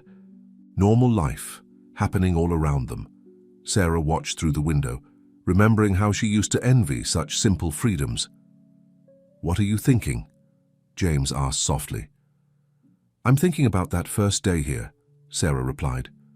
"How scared. I was to accept help, to trust anyone, and now look at us. Emma's writing stories, I'm planning park visits, and you're still here." "Always will be," James said simply. "As a friend, as a partner in the cafe, as whatever you need." Sarah turned to look at him fully. "And what if someday we need something more?" Before James could respond, Emma came, running over. "Mommy, I wrote a story. Want to hear it?" "Of course, baby. We all want to hear it." As Emma began to read her tale of brave princesses and loyal knights, Sarah felt James's hand slip into hers under the table. She squeezed it gently, not looking at him, not needing to. They had time now, time to heal, to grow, to figure out what they could be to each other. The morning sun streamed through the cafe windows, warming them all in its light. Just another morning at the Morning Brew, where new beginnings happened one cup of coffee at a time. 3 months after Robert's arrest, the Morning Brew was hosting a special event. The cafe had been transformed for the evening, its usual casual atmosphere replaced with something more ceremonial. Local leaders, survivors' advocates, and media representatives filled the space, all gathered for the launch of the Morning Light Foundation. Sarah stood at the small podium, her hands steady as she addressed the crowd. When I first came to this cafe, I was running from darkness. What I found here wasn't just safety. It was a chance to rebuild, to reclaim my power, to show my daughter what strength really looks like. Emma sat in the front row, beaming proudly at her mother. She wore a new dress for the occasion, her butterfly backpack replaced with a matching purse. Beside her, James watched Sarah with quiet admiration. The Morning Light Foundation, Sarah continued, will provide support for survivors of domestic abuse and corporate harassment. But more than that, it will give them what I found here, a chance to start over, to build something new, to transform from survivors into leaders. The foundation had been James's idea, but Sarah had shaped its mission. Using part of her settlement from Carson Industries, they had created a comprehensive program offering legal aid, job training, housing assistance, and psychological support to survivors. Every morning the sun rises, Sarah said, her voice strong and clear. Every morning we get a chance to begin again. That's what this foundation represents. Not just hope, but action. Not just survival, but triumph. As applause filled the cafe, Sarah caught James's eye. He smiled, that soft, understanding smile that had become so familiar. In the months since Robert's arrest, their relationship had evolved naturally, unhurriedly. They had both needed time. Him to fully process his grief for his first family, her to heal from her trauma. Lucy circulated through the crowd with refreshments, her employee badge now reading General Manager. The cafe had expanded, opening 2 new locations, each dedicated to providing employment opportunities for survivors. She had proven to be an exceptional leader, turning the Morning Brew into more than just a coffee shop. It was a symbol of transformation. Detective Suarez stood near the back, looking satisfied. The case against Robert was proceeding smoothly, with more witnesses coming forward each week. His empire had been dismantled piece by piece, revealing decades of corruption and abuse. But more importantly, his fall had sparked a broader conversation about power, accountability, and the courage to speak out. After the speeches, as the event shifted into a more casual reception, Emma tugged at Sarah's sleeve. "Can I give them my surprise now?" Sarah nodded, and Emma proudly distributed copies of a small booklet to the guests. On the cover was a simple title, The Brave Princess and the Morning Light by Emma Mitchell. "She insisted on using your real last name," James murmured as he joined them. "Said she was proud to be Emma Mitchell, daughter of the bravest mom in the world." Sarah hugged Emma close, breathing in the lavender scent of her hair. No more shelter shampoo samples. They had a home now, a real home, with Emma's room decorated just as she liked it, with shelves full of books and a special corner for writing. "I have a surprise too," James said softly. He led them to the window seat, their window seat, where a small plaque had been installed. It read, "On this spot, courage found its voice and hope found its home." Sarah traced the words with her fingers, remembering all the moments that had led to this. 1. The desperate cry in McDonald's, the first morning at the cafe, the interview that had changed everything. "Too much?" James asked, suddenly uncertain. "No," Sarah said, taking his hand. "It's perfect. This place, it's where everything changed." "Where we all changed." Emma looked between them knowingly. She had watched their relationship develop, had seen the gradual shift from protector and protectee to equals, to friends, to something more. She approved wholeheartedly, telling Sarah one night, "He makes you smile like you mean it, Mummy." The evening wound down, guests departing with foundation brochures and copies of Emma's story. As Lucy and her staff began cleaning up, Sarah found herself back at her usual table, watching the city lights through the window. "Penny, for your thoughts?" James asked, joining her with 2 cups of coffee. "I was thinking about fear," Sarah replied. "How it controlled every moment of my life for so long, and now," she gestured around the cafe, at Emma showing Lucy her latest story ideas, at the foundation brochures outlining their plans to help others, at the simple fact that they were sitting here openly, safely. "Now you're free," James finished. "We're all free," Sarah corrected. "You too. Free to live, to love, to build something new." James reached across the table, taking her hand. "Speaking of building something new, that house on Lake Washington, the one we looked at last week, the one with the library and the boat dock, I made an offer. If you're interested in a change of scenery, you and Emma, I mean. The apartment's getting a bit small for all her books." Sarah squeezed his hand, understanding what he was really asking. "Are you sure you're ready?" "I'll always love Claire and Lily," James said quietly. "But they taught me something important. Life is too precious to waste being afraid of love. Besides," he smiled, "Emma needs a bigger writing space." As if on cue, Emma bounded over. "Can we get ice cream? Lucy says Mario's is still open." Sarah looked at James, who nodded. "Ice cream sounds perfect." As they walked to the ice cream shop, Emma between them holding both their hands, Sarah thought about mornings. How each one brought new light, new chances, new beginnings. The darkness that had defined so much of her life had finally given way to dawn. "Look," Emma pointed at the cafe's sign, now lit up against the night sky. "It's glowing like a lighthouse." "That's what it is," Sarah realized. "A lighthouse in the dark, showing others the way home."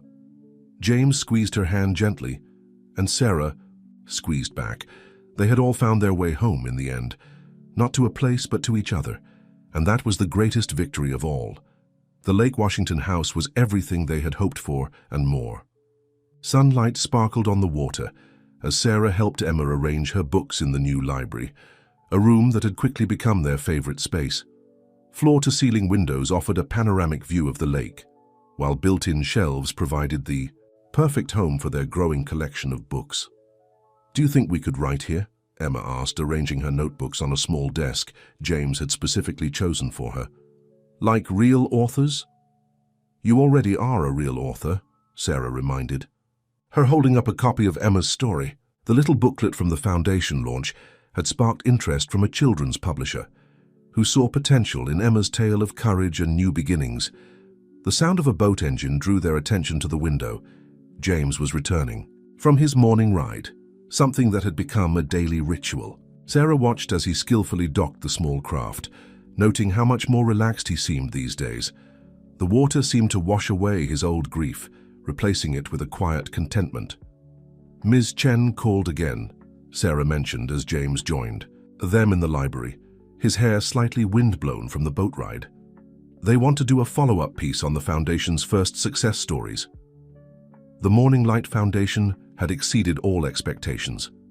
In just 3 months, they had helped 20 women escape abusive situations, providing them with safe housing, job training, and legal support. Lucy had hired 3 of them at the new cafe locations, while others had found positions through the Foundation's corporate partners. "What did you tell her?" James asked, helping Emma organize her writing supplies. "That we'd think about it. The Foundation's work is important, but I don't want it to just become another media story. These women deserve privacy while they rebuild their lives." James nodded, understanding. They had learned to balance public awareness with personal boundaries, using their platform to help others while maintaining their own peace. The doorbell rang and Emma rushed to answer it, knowing who it would be. Detective Suarez had become a regular visitor, often bringing updates on the case against Robert, but staying for Emma's stories and Sarah's cooking. "The prosecutor called," Suarez announced as they settled in the kitchen. "Robert's trying to make a deal." Sarah continued preparing lunch, her movements steady. "What kind of deal?" "He'll plead guilty to the financial crimes if they drop the personal charges, the stalking, the abuse, the harassment." Suarez watched Sarah carefully. "The prosecutor wanted your input before responding."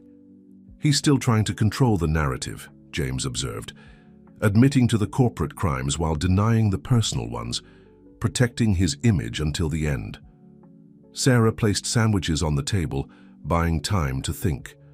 Through the window, she could see Emma showing Lucy, who had just arrived, her new writing spot by the lake. The sight strengthened her resolve. Tell the prosecutor no deal, she said firmly. The financial crimes aren't what made Robert dangerous. It was his need for control, his ability to hurt people while maintaining a respectable facade. That's what needs to be exposed. The trial will be difficult, Suarez warned.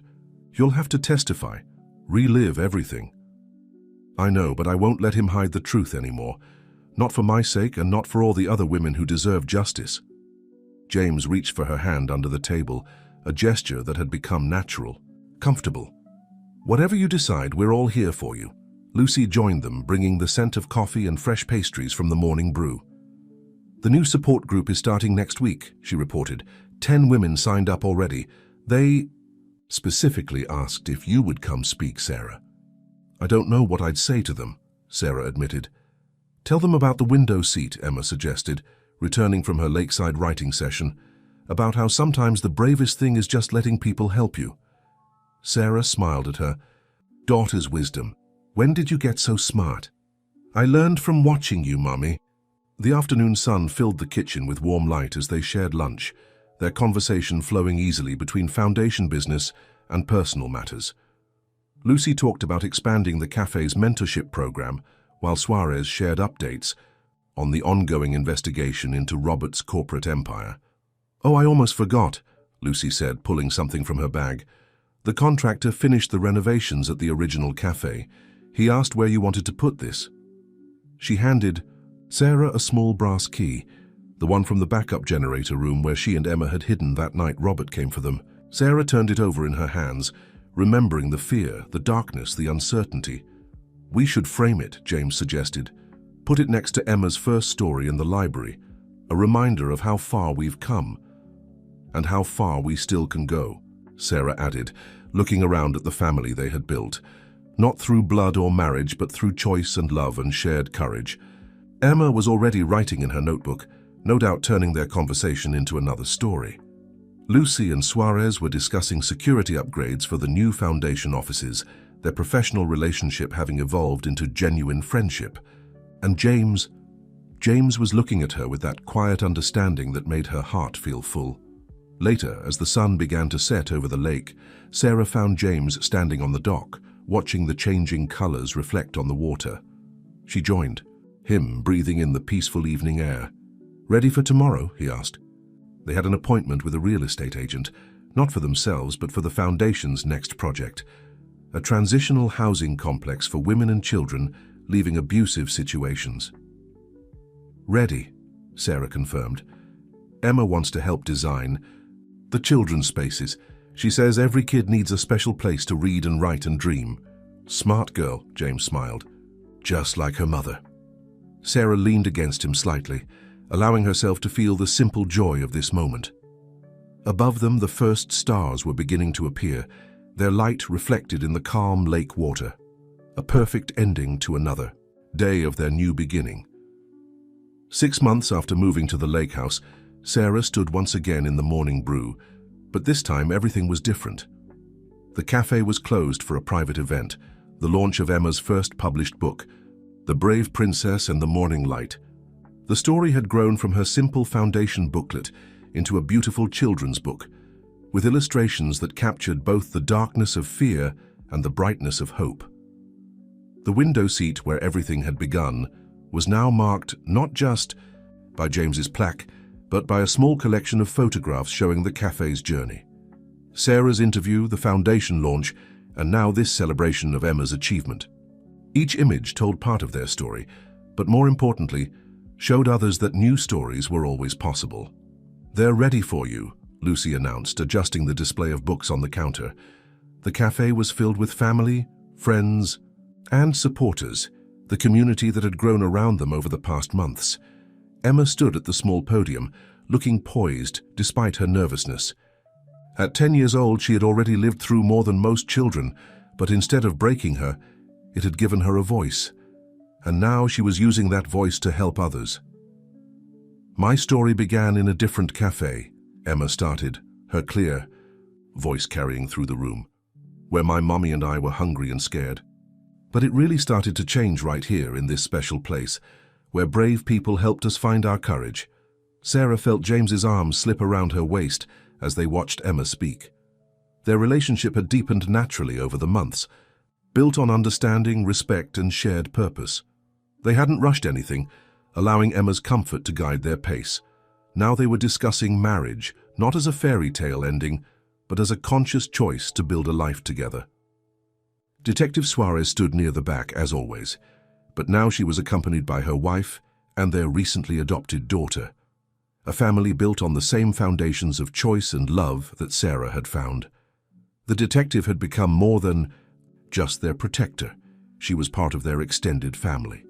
The brave princess in my story learns that sometimes the scariest thing is asking for help, Emma continued, but that's also where the magic begins. Like when my mommy let people help us, and now we get to help others. The Morning Light Foundation had grown beyond their initial dreams. They had opened 3 transitional homes, launched job training programs, and created a network of support that stretched across the state.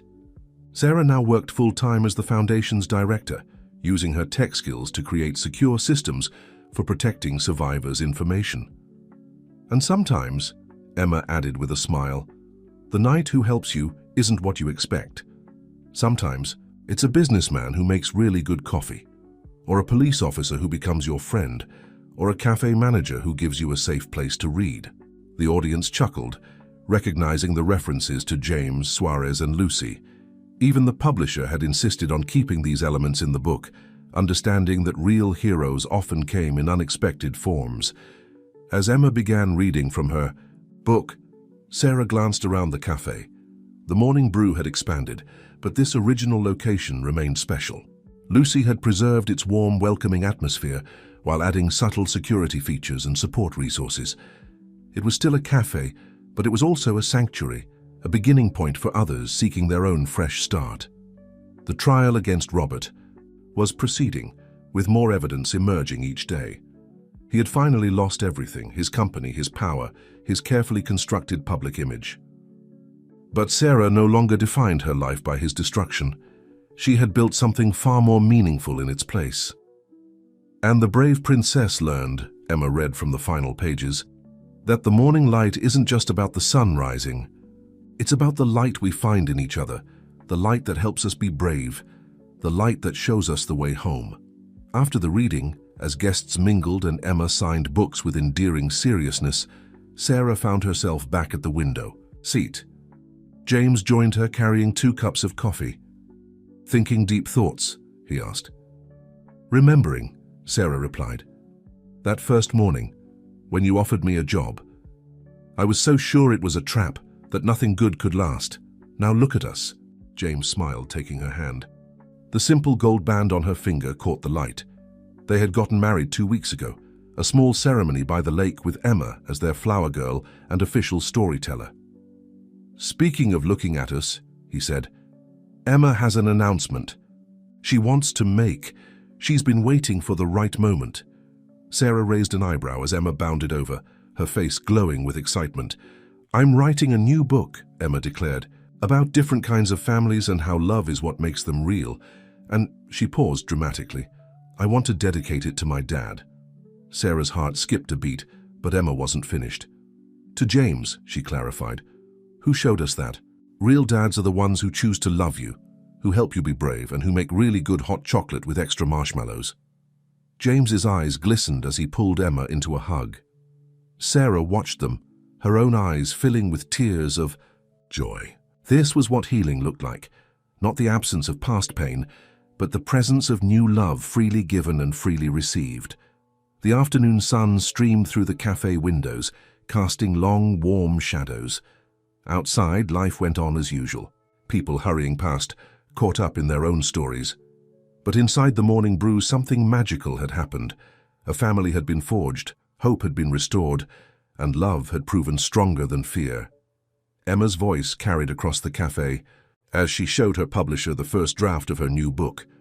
Lucy chatted with foundation supporters, while Suarez and her family enjoyed special Brave Princess cookies. And Sarah and James sat in their window seat, watching it all, their hands clasped together, their hearts full of morning light. 1 year to the day after Sarah's interview at the Morning Brew, the cafe hosted another milestone event. The trial against Robert Carson had concluded, and the verdict was in. Sarah sat in her usual window seat, surrounded by her chosen family, watching the news coverage on the cafe's television. Breaking news: tech billionaire Robert Carson found guilty on all counts, the headline scrolled across the screen. The camera showed Robert being led from the courthouse, his designer suits replaced by prison attire, his commanding presence diminished by the weight of justice. The jury deliberated for less than 6 hours, Detective Suarez explained, reading from her phone. 25 years minimum, no possibility of early release. The corporate charges alone would have put him away for 15, but the personal crimes, the stalking, the abuse, the harassment of multiple victims, those were what sealed his fate. Emma, who had insisted on being present for this moment, squeezed Sarah's hand. "Is it really over, Mommy?" "Yes, baby," Sarah answered, pulling her daughter close. "He can't hurt anyone else now." James brought over fresh coffee for everyone, the special blend Lucy had created for important occasions. The Foundation's legal team just called. With the conviction secured, they can move forward with helping the other victims reclaim their assets. Robert's entire fortune will be divided among the people he hurt. Sarah nodded, but money had long ceased to be her primary concern. The Morning Light Foundation had grown beyond their wildest expectations, with branches opening in 3 other states. Each location centered around a cafe, safe spaces where people could find not just refuge but community. Lucy, now the regional director of cafe operations, was training other survivors to manage the new locations. "We just hired our 50th graduate from the Foundation's program," she announced proudly. "The new Seattle location opens next month." The cafe had filled with supporters and friends, survivors who had found their voice, advocates who had fought alongside them, and new faces just beginning their journey to freedom. Sarah watched as they comforted and congratulated each other, marveling at the strength of the community they had built. Diana Chen, who had become a close friend since the interview that changed everything, arrived with advance copies of her new book. Justice Served, The Fall of Robert Carson and the Rise of Survivor Advocacy wasn't just about Robert's crimes. It was about the movement that had grown from Sarah's courage to speak out. "The publisher wants to know if you'll write the foreword for the 2nd edition," Diana told Sarah. "They're adding a chapter about the Foundation's impact." Sarah looked around the cafe, at the walls now covered with photos and stories of survival and triumph. Each image represented someone who had found their way to morning light. "I'll do it," she said. "But I want to focus on the future, not the past, on what we're building, not what we escaped." Emma, who had been scribbling in her ever-present notebook, looked up. "Can I help write it? I have some ideas about hope." James smiled at his stepdaughter's enthusiasm. The adoption papers had been finalized last month, making official what they had all known in their hearts. They were a family, bound by choice and love rather than blood. "Actually," Sarah said, "I think you should write it, Emma. You see things in a way the rest of us sometimes forget to." The afternoon sun cast long shadows through the cafe windows, but now those shadows held no fear. They were just part of the natural rhythm of light and dark, a reminder that every night, no matter how long, gave way to dawn. Lucy began setting up for a special afternoon service. The cafe's regular customers had learned to expect surprises on important days. Today's menu featured Victory Vanilla Lattes and Freedom Fruit Tarts, with all proceeds going to the Foundation's new children's program. "The contractor called," James mentioned as they helped arrange tables for the incoming crowd. "The new Foundation headquarters will be ready next month. Emma's reading room is already finished." The reading room had been Emma's idea, a special space within each Foundation location where children could feel safe, read, write, and begin to heal. Her own experiences had taught her the power of stories to light the way through darkness. Sarah watched as Emma showed Diana her latest writing project, a series of short stories about different kinds of courage. At 10 years old, she had already published 2 books, with a 3rd on the way. But more importantly, she had found her voice and was using it to help others find theirs. "Remember that first morning?" Lucy asked, joining them at the window seat. "When you were so scared to accept even a cup of coffee?" "I remember everything," Sarah said softly. The fear, the doubt, the desperate hope that this time might be different. She looked at James, who had given her not just safety, but the space to find her own strength. At Lucy, whose kindness had been the first crack in her walls of isolation. At Suarez, whose dedication to justice had helped make this day possible. But mostly, she continued, I remember the moment I decided to trust, not just in others, but in myself. In the possibility that fear didn't have to be forever. Outside, a young woman stood hesitating at the cafe's door, clutching a flyer for the Foundation's support group. Sarah recognized the look in her eyes, the mix of desperation and hope she had once seen in her own reflection. "Excuse me," Sarah said, standing up. She walked to the door and opened it, smiling warmly at the woman. "Would you like to come in? We're just about to have coffee." The woman blinked back tears, nodding slightly. As Sarah led her to the window seat, she heard Emma's voice rise above the cafe's gentle buzz. Once upon a time, in a cafe filled with morning light, a scared heart found its courage. Sarah smiled, knowing that another story of healing was about to begin. The celebration of Robert's conviction continued into the evening, but with a subtle shift in focus. Instead of dwelling on the past, the conversations turned toward the future, plans for new foundation programs, expanding cafe locations, and innovative ways to help survivors rebuild their lives. Sarah found herself drawn to the quiet corner, where the young woman she had welcomed earlier sat talking with Lucy. Their voices were too low to hear, but Sarah recognized the pattern, the tentative sharing of truth, the gradual realization that understanding and help were real possibilities. "She reminds me of you," James said softly, joining her. "That first day, when you were trying so hard to be invisible while protecting Emma." Sarah leaned into him slightly, drawing strength from his steady presence. "Sometimes I still can't believe how much has changed, not just the external things, but in here." She touched her heart. The fear used to be so constant, so consuming. Now it feels like a distant memory. Emma bounded over, her notebook clutched to her chest. "Mommy, Miss Diana says my new story could help other kids understand about different kinds of families. She wants to introduce me to her publisher." "That's wonderful, sweetheart," Sarah smiled, smoothing her daughter's hair. Emma's writing had become more than just personal expression. It was a bridge helping other children process their experiences of trauma and healing. Detective Suarez approached with her family, her daughter shyly showing Emma a story she had written inspired by Emma's books. The two girls quickly disappeared to the window seat, heads bent together over their shared passion for storytelling. "The FBI task force wants to use the Foundation's model nationwide," Suarez reported. "They're especially interested in the cafe concept, safe spaces that don't look like safe spaces, where people can find help without feeling exposed." Lucy joined them, her face glowing with purpose. "We just got another call from Chicago. They want to open a morning brew there, connected to their domestic violence support services." "It's amazing," James mused, "how something that started with a desperate cry for help in a McDonald's has grown into all this." Sarah watched as more people filtered into the cafe, survivors sharing their stories, advocates planning new initiatives, children finding friendship and understanding. The morning brew had become more than just a cafe or even a sanctuary. It was a beacon, showing others that transformation was possible. "I've been thinking," Sarah said, turning to James, "about Claire and Lily." James tensed slightly. His first wife and daughter were still a tender subject, though he had learned to speak of them with love rather than just pain. "They're part of this too," Sarah continued gently.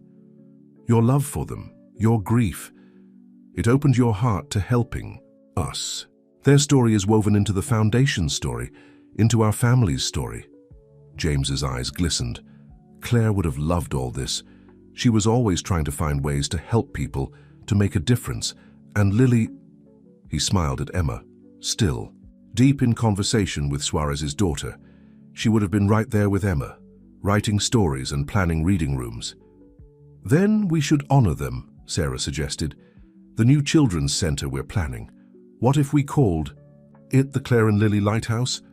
A place where children can find their way through darkness just like Emma did? James pulled her close, too moved for words. Across the cafe, Emma looked up and smiled, as if sensing the moment's importance.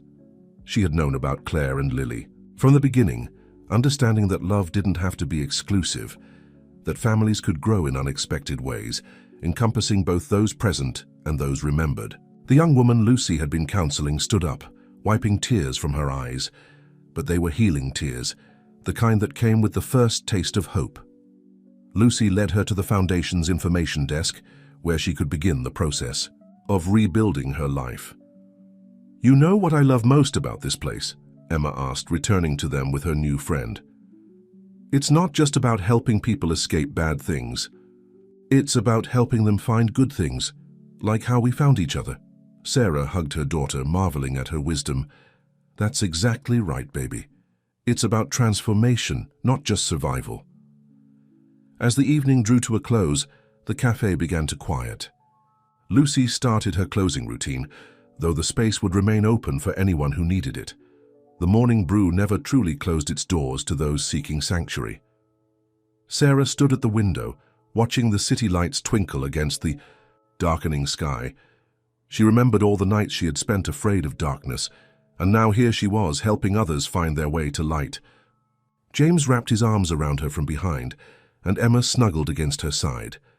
Their reflection in the window showed what Sarah had once thought impossible, a complete family, built from broken pieces, made stronger by their very mending. "Ready to go home?" James asked softly. Sarah turned to survey the cafe one last time, the window seat where her journey had begun, the counter where Lucy had first shown her kindness, the spaces now filled with stories of healing and hope. "Yes," she said, taking Emma's hand. "But we'll be back tomorrow morning. There's always another sunrise to share, another story to begin." As they left, the cafe's lights cast a warm glow onto the street, a beacon in the gathering dusk. Inside, Lucy welcomed another hesitant visitor, offering coffee and understanding. Detective Suarez's daughter showed Emma's books to a young newcomer. The cycle of healing continued. One cup of coffee, one story, one brave heart at a time. Because that was the true magic of the morning brew. It wasn't just about serving coffee or even providing sanctuary. It was about showing people that every ending could become a new beginning, that every night gave way to dawn, and that with the right blend of courage and love, anyone could find their way to morning light. Spring arrived with a burst of promise. At the lake house, the garden Emma had planted, a mixture of flowers and vegetables she insisted on tending herself, was beginning to show its first green shoots. Like everything in their lives now, it was a symbol of growth and renewal. Sarah sat on the deck reviewing applications for the Foundation's newest initiative. The Claire and Lily Lighthouse was set to open in just 2 weeks, and the response had been overwhelming. Families seeking help, volunteers offering support, and corporate sponsors wanting to be part of something meaningful. The contractors just finished the reading room, James announced, joining her with fresh coffee. "Emma's been arranging the books all morning. She has a very specific system." Sarah smiled, knowing their daughter's dedication to creating perfect spaces for other children. Emma had transformed her own experiences into a mission to help others, showing wisdom far beyond her years. Inside, they could hear Emma on a video call with her publisher. Her third book, Different Kinds of Brave, was already generating excitement.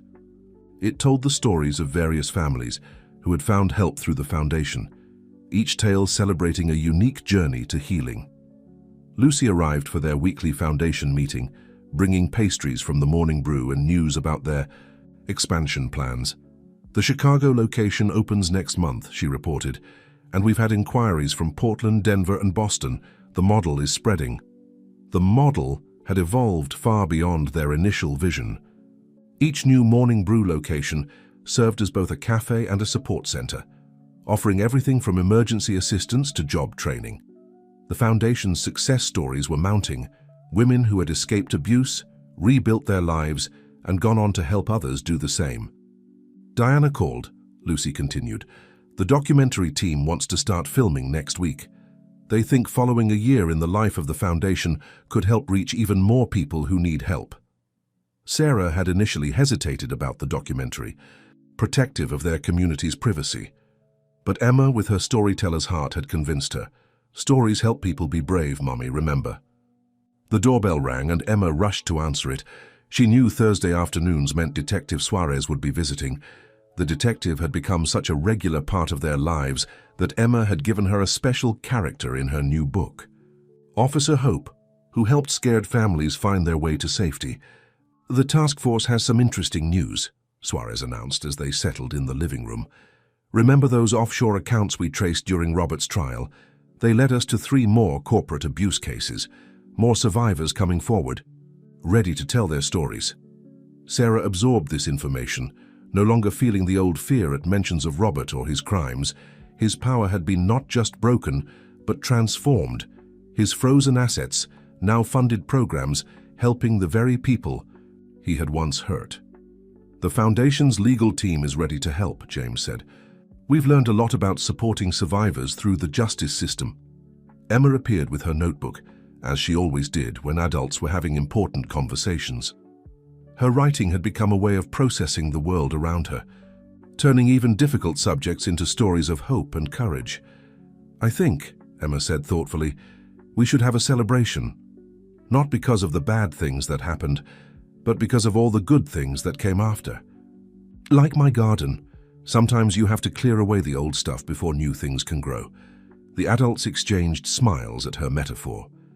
Emma's perspective often cut straight to the heart of matters, reminding them that healing wasn't just about overcoming past pain, it was about cultivating future joy. Actually, Lucy said, that's perfect timing.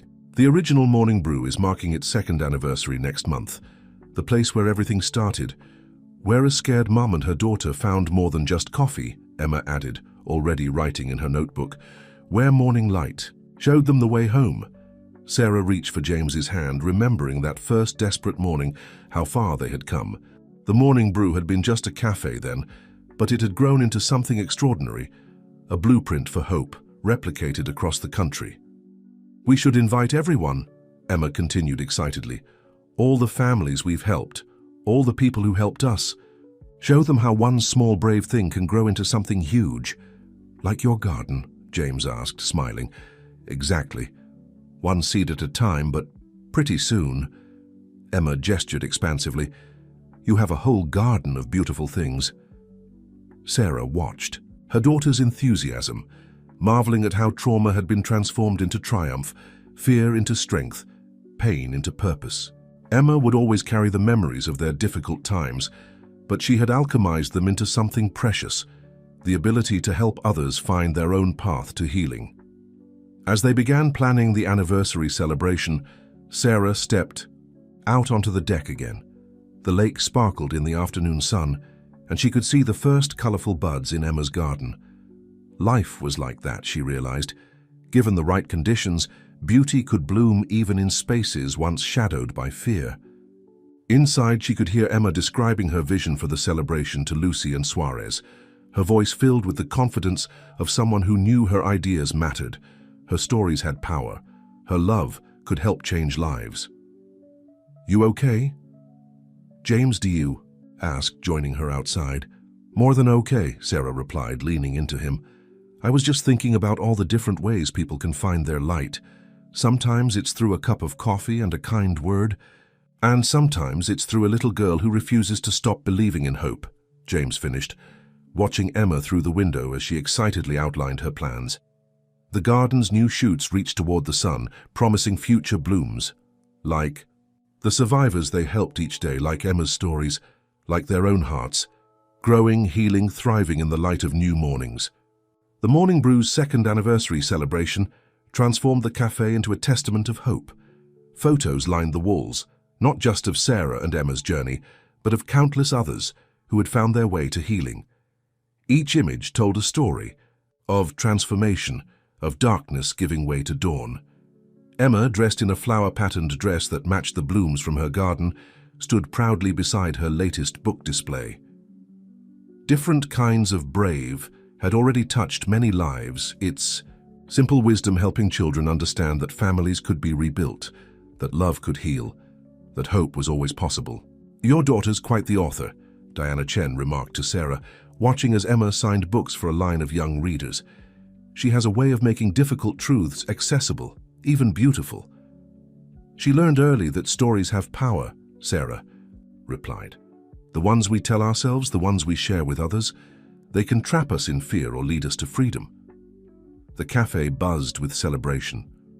Lucy orchestrated a team of baristas, many of them foundation graduates, serving special anniversary blend coffee and pastries decorated with sunrise motifs. Detective Suarez and her family mingled with other law enforcement partners who had helped build the foundation's support network. James stood near the window seat, deep in conversation with corporate sponsors about the next phase of expansion. The foundation's success had attracted powerful allies, turning the Morning Light model into a nationwide movement. "Mommy!" Emma called out excitedly. "Come see what we made." Sarah joined her daughter at a large display board covered with photographs and handwritten notes. At the center was the original plaque from their window seat, but surrounding it were messages from people whose lives had been touched by the foundation. "Look," Emma pointed to a particular note. "This one's from the first family we helped after we got safe. Remember them?" Sarah remembered, a mother and 2 children who had arrived at the cafe just months after her own interview. The mother's story had echoed Sarah's in many ways, but now her note spoke of healing, of a new job, of children thriving in safety. "And this one," Emma continued, "is from that girl who didn't think she could write stories because she was too scared. Now, she's publishing her own book." The display was a tapestry of triumph, stories of survivors becoming advocates, of children finding their voices, of fear transformed into strength. Each note, each photo, each smile represented a life redirected toward hope. Lucy appeared, with a special anniversary cake, its decorations depicting a sunrise over coffee cups. "Time for the ceremony," she announced. The cafe quieted as Sarah took her place at the small podium. Looking out at the gathered faces, some familiar, some new, all part of their extended family of healing, she felt overwhelming gratitude. 2 years ago, she began, this cafe became more than just a place to get coffee. It became a sanctuary, a starting point, a symbol of what's possible when people choose to help each other. But the real magic isn't in these walls. It's in every person who finds the courage to take that first step toward morning light. Emma joined her at the podium, clutching her notebook. "And in every person who helps others find their brave," she added, drawing soft laughter and tears from the audience. "The foundation has grown beyond our wildest dreams," Sarah continued, "but at its heart it remains simple. One person reaching out to another, offering coffee, understanding, and hope. Just as James and Lucy once did for Emma and me." James moved to stand beside them, his presence strong and steady. They were a family forged in adversity but strengthened by love, proof that healing was possible, that joy could follow pain, that light always returned after darkness. "So today," Sarah concluded, "we celebrate not just our story but all of yours. Every person who has found shelter here, every heart that has begun to heal, every family that has been rebuilt. You are the true morning light, spreading hope, one dawn at a time." As applause filled the cafe, Emma tugged at Sarah's sleeve. "Can I read something? I wrote it for today." Sarah nodded, stepping back as Emma opened her notebook. The cafe quieted again, ready to hear the young author's words. "Morning light isn't just about the sun," Emma read, her voice clear and confident. "It's about the light we find in each other. The light that shows us we're not alone. The light that helps us grow like my garden at home, one seed, one flower, one brave heart at a time." She looked up at her mother and James, then out at the gathered crowd. "Sometimes the bravest thing is just believing in morning light, even when it's dark. But that's okay because we don't have to be brave alone. We have each other, we have love, we have coffee."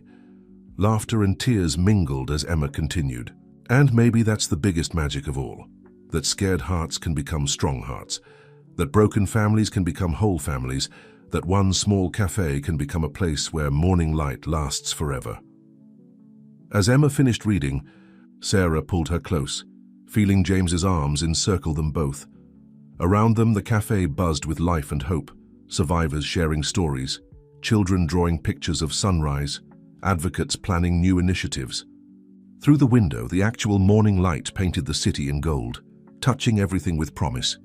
But the real light, Sarah knew, was right here, in every smile, every tear, every cup of coffee shared between healing hearts. The morning.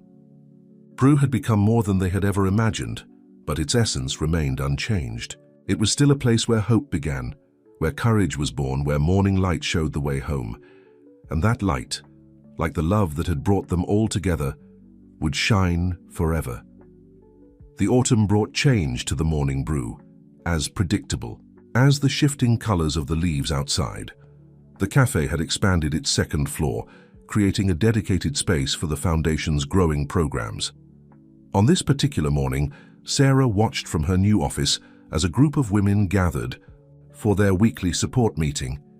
The Chicago location just helped their 100th family, Lucy reported, bringing in their morning coffee, and Boston's already exceeding expectations. They're asking about opening a second cafe there. Sarah smiled, remembering when one small cafe had seemed like an impossible dream.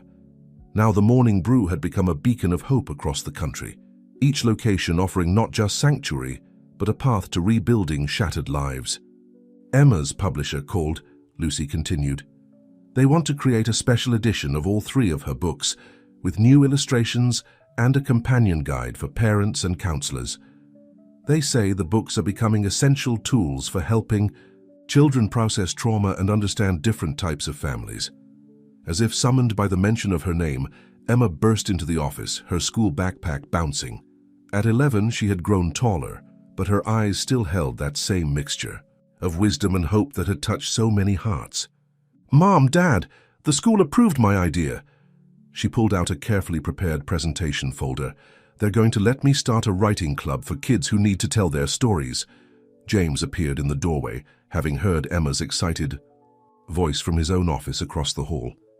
The Foundation's rapid growth had required both of them to take on more formal roles, but they always made time for Emma's projects. "That's wonderful, sweetheart," Sarah said, examining Emma's detailed plans. The writing club would provide a safe space for children to express their feelings through stories, just as Emma had done. "And guess what else?" Emma continued, practically bouncing with excitement.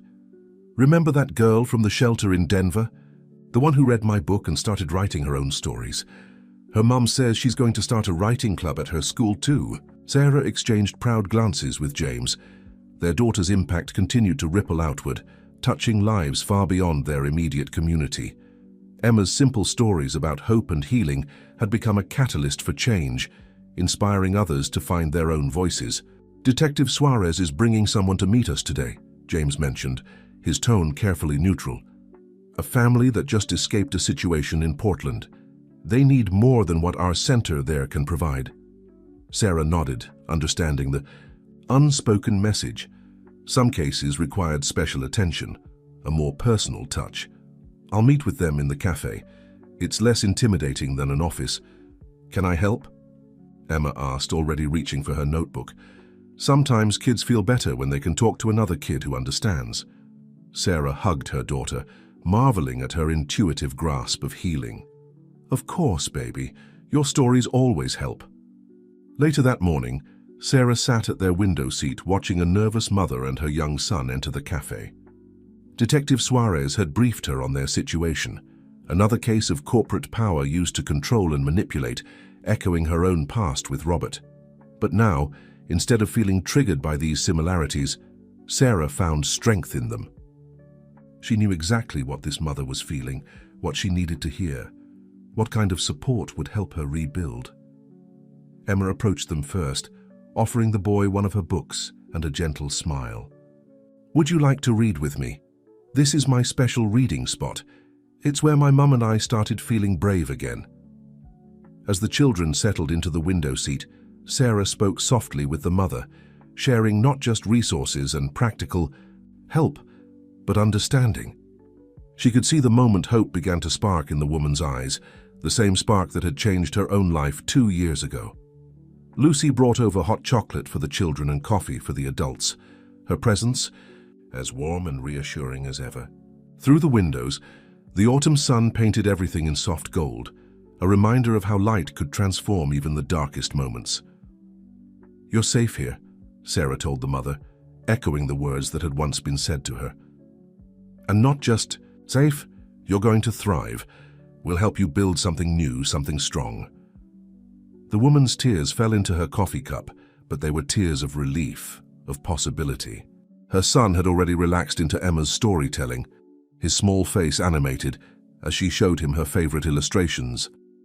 James observed from the counter, his heart full. This was their legacy, not just helping individual families, but creating a ripple effect of healing that spread far beyond their original vision. Detective Suarez joined him, watching the scene unfold. "You know," she said quietly, "when we first started working together, I thought we were just trying to stop one bad man. I never imagined it would grow into all this." "None of us did," James replied. "But that's the thing about morning light. Once it starts spreading, there's no containing it." Emma's voice carried across the cafe as she read from her book, and the brave little girl learned that her story wasn't just for her. It was for everyone who needed to remember that morning light always comes, even after the longest night. On a quiet Sunday morning, the Morning Brew opened its doors for a special private event. The cafe had been transformed once again, but this time for a more intimate celebration. Emma's 12th birthday party was more than just a gathering of family and friends. It was a testament to the healing power of love and community.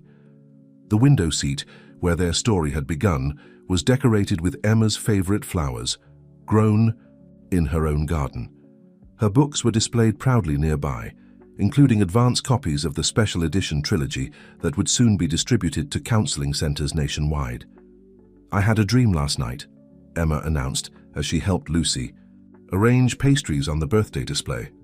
"I dreamed about that first day here, when Mom was so scared but tried to be brave for me. And in my dream, I could see all the light that was waiting for us, even though we didn't know it yet." Sarah pulled her daughter close, breathing in the lavender scent of her hair, no longer from shelter samples, but from the plants they grew together in their garden. "You always saw the light, baby. You helped me see it too." The cafe filled with their chosen family. Detective Suarez and her wife arrived with their daughter, who had become one of Emma's closest friends. Diana Chen brought news about the documentary's impact. Healing centers across the country were using it to show survivors that transformation was possible. James watched from behind the counter, where he was preparing Emma's special birthday drink, a hot chocolate creation they had perfected together during weekend experiments. His thoughts drifted to Claire and Lily, feeling not the sharp pain of loss, but a gentle gratitude for how love could expand, creating space for both memory and new joy. The Claire and Lily Lighthouse received its 100th family this week, Lucy reported, joining him at the counter. "The reading room is always full. Those girls, their light keeps spreading." Emma's school writing club had grown into a network of young authors supporting each other through storytelling. Some of them were at the party, sharing their latest works and planning new projects. Their stories, inspired by Emma's books, dealt with everything from family changes to finding courage in difficult times. "Mom," Emma called out, "can I make the special announcement now?" Sarah nodded, watching as her daughter gathered everyone's attention. Emma stood in her favorite spot, by the window, sunlight streaming around her like a halo. "So you all know I've been working on something secret," Emma began, her excitement barely contained. "And today, I can finally tell you about it. The Foundation is starting a new program called Stories of Light. It's going to help kids in all our centers write and share their own books." The cafe erupted in applause. Emma had been developing this idea for months, working with publishers and counselors to create a program that would give other children the same healing outlet she had found through writing. "And there's more," Emma continued. "Remember that first little book I wrote here? The Brave Princess and the Morning Light? Well," she paused dramatically, "they're going to make it into a play. Kids from all the Foundation centers can be in it, telling their own stories of finding morning light." Sarah felt tears in her eyes as she watched her daughter share her vision. Emma had transformed her own pain into purpose, her fear into strength, her story into a beacon for others. She was no longer just the little girl who had cried out for help in a crowded McDonald's. She was a force for change in her own right. James joined them by the window, wrapping an arm around each of them. Through the glass, they could see new families arriving at the cafe, some for coffee, some for sanctuary, all finding what they needed in this space of hope and healing. "You know what I wish?" Emma said softly. "I wish every scared person could feel what we feel right now. This kind of love, this kind of safe." "They will, baby," Sarah assured her. "One story at a time, one cup of coffee at a time, one morning light at a time." The party continued, filled with laughter and plans for the future. Emma's friends from the writing club shared their latest stories. Lucy's trainees practiced their barista skills, each cup of coffee served with understanding and hope. Detective Suarez discussed expanding the Foundation's legal support services, while Diana planned future documentaries about their growing impact.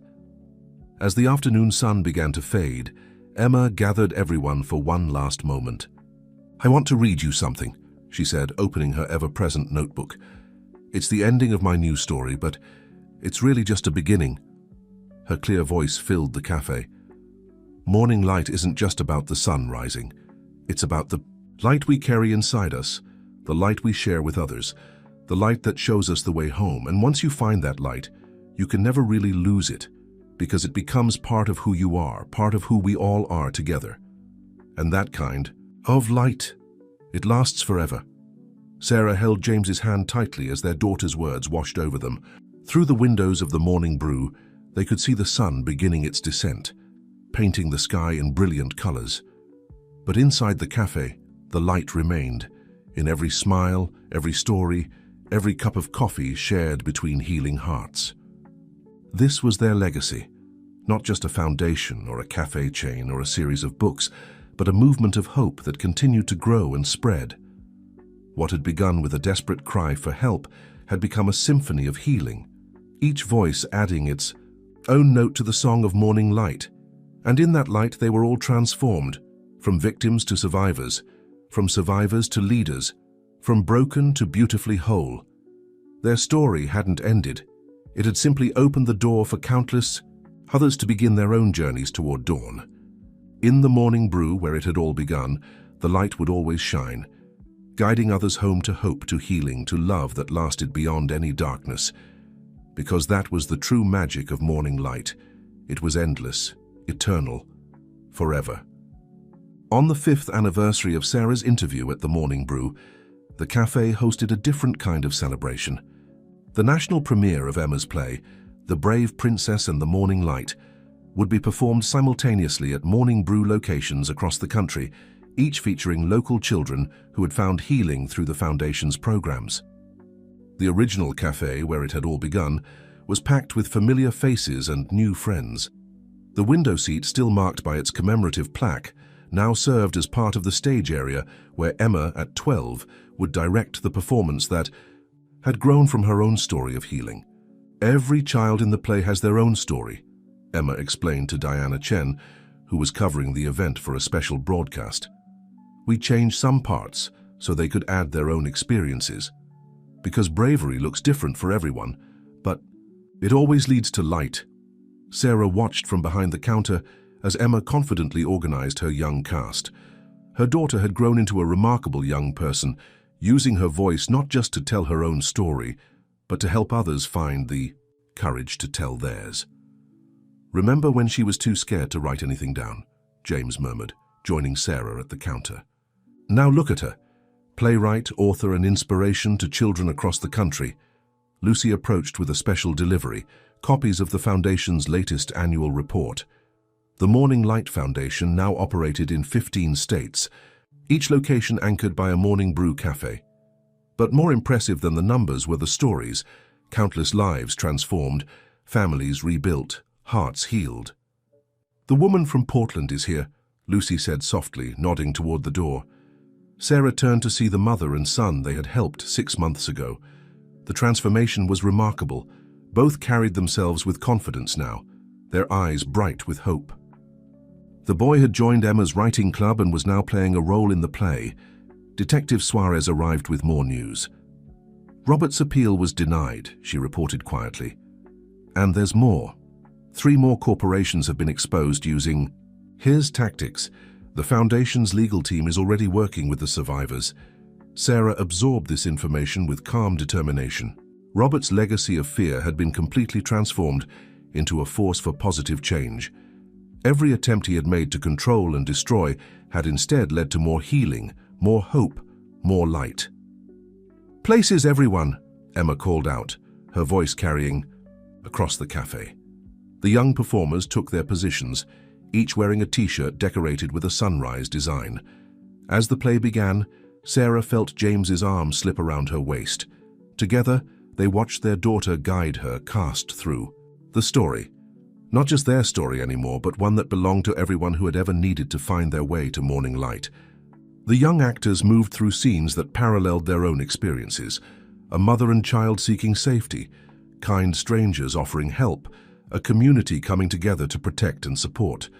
But each scene also contained elements unique to the performers' own journeys, making the play a tapestry of shared healing.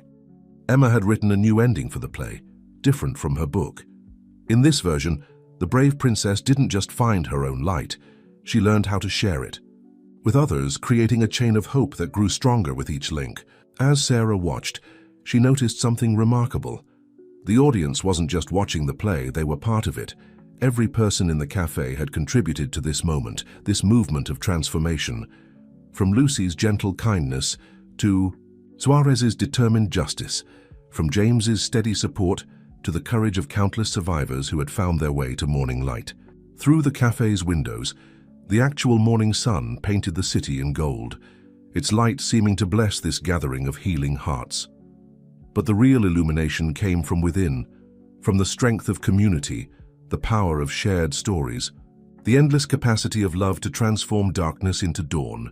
Emma's voice rose above the gentle music that accompanied the play. And so the brave princess learned that morning light wasn't just about finding your way home. It was about becoming a light for others, showing them that hope is never lost, that love is never wasted, that every heart has the capacity to shine. As the young performers took their final bow, the cafe erupted in applause. Similar scenes were playing out in morning brew locations across the country, children telling their stories, families finding hope, communities coming together in the shared light of healing. Sarah looked around at what they had built, not just a cafe or a foundation, but a movement of transformation that continued to grow and evolve. Each person who found their way to morning light became a beacon for others, creating an endless chain of hope and healing. Emma rushed over to hug her parents, her face glowing with joy and purpose. "Did you see?" she asked excitedly. "Everyone was shining their own light."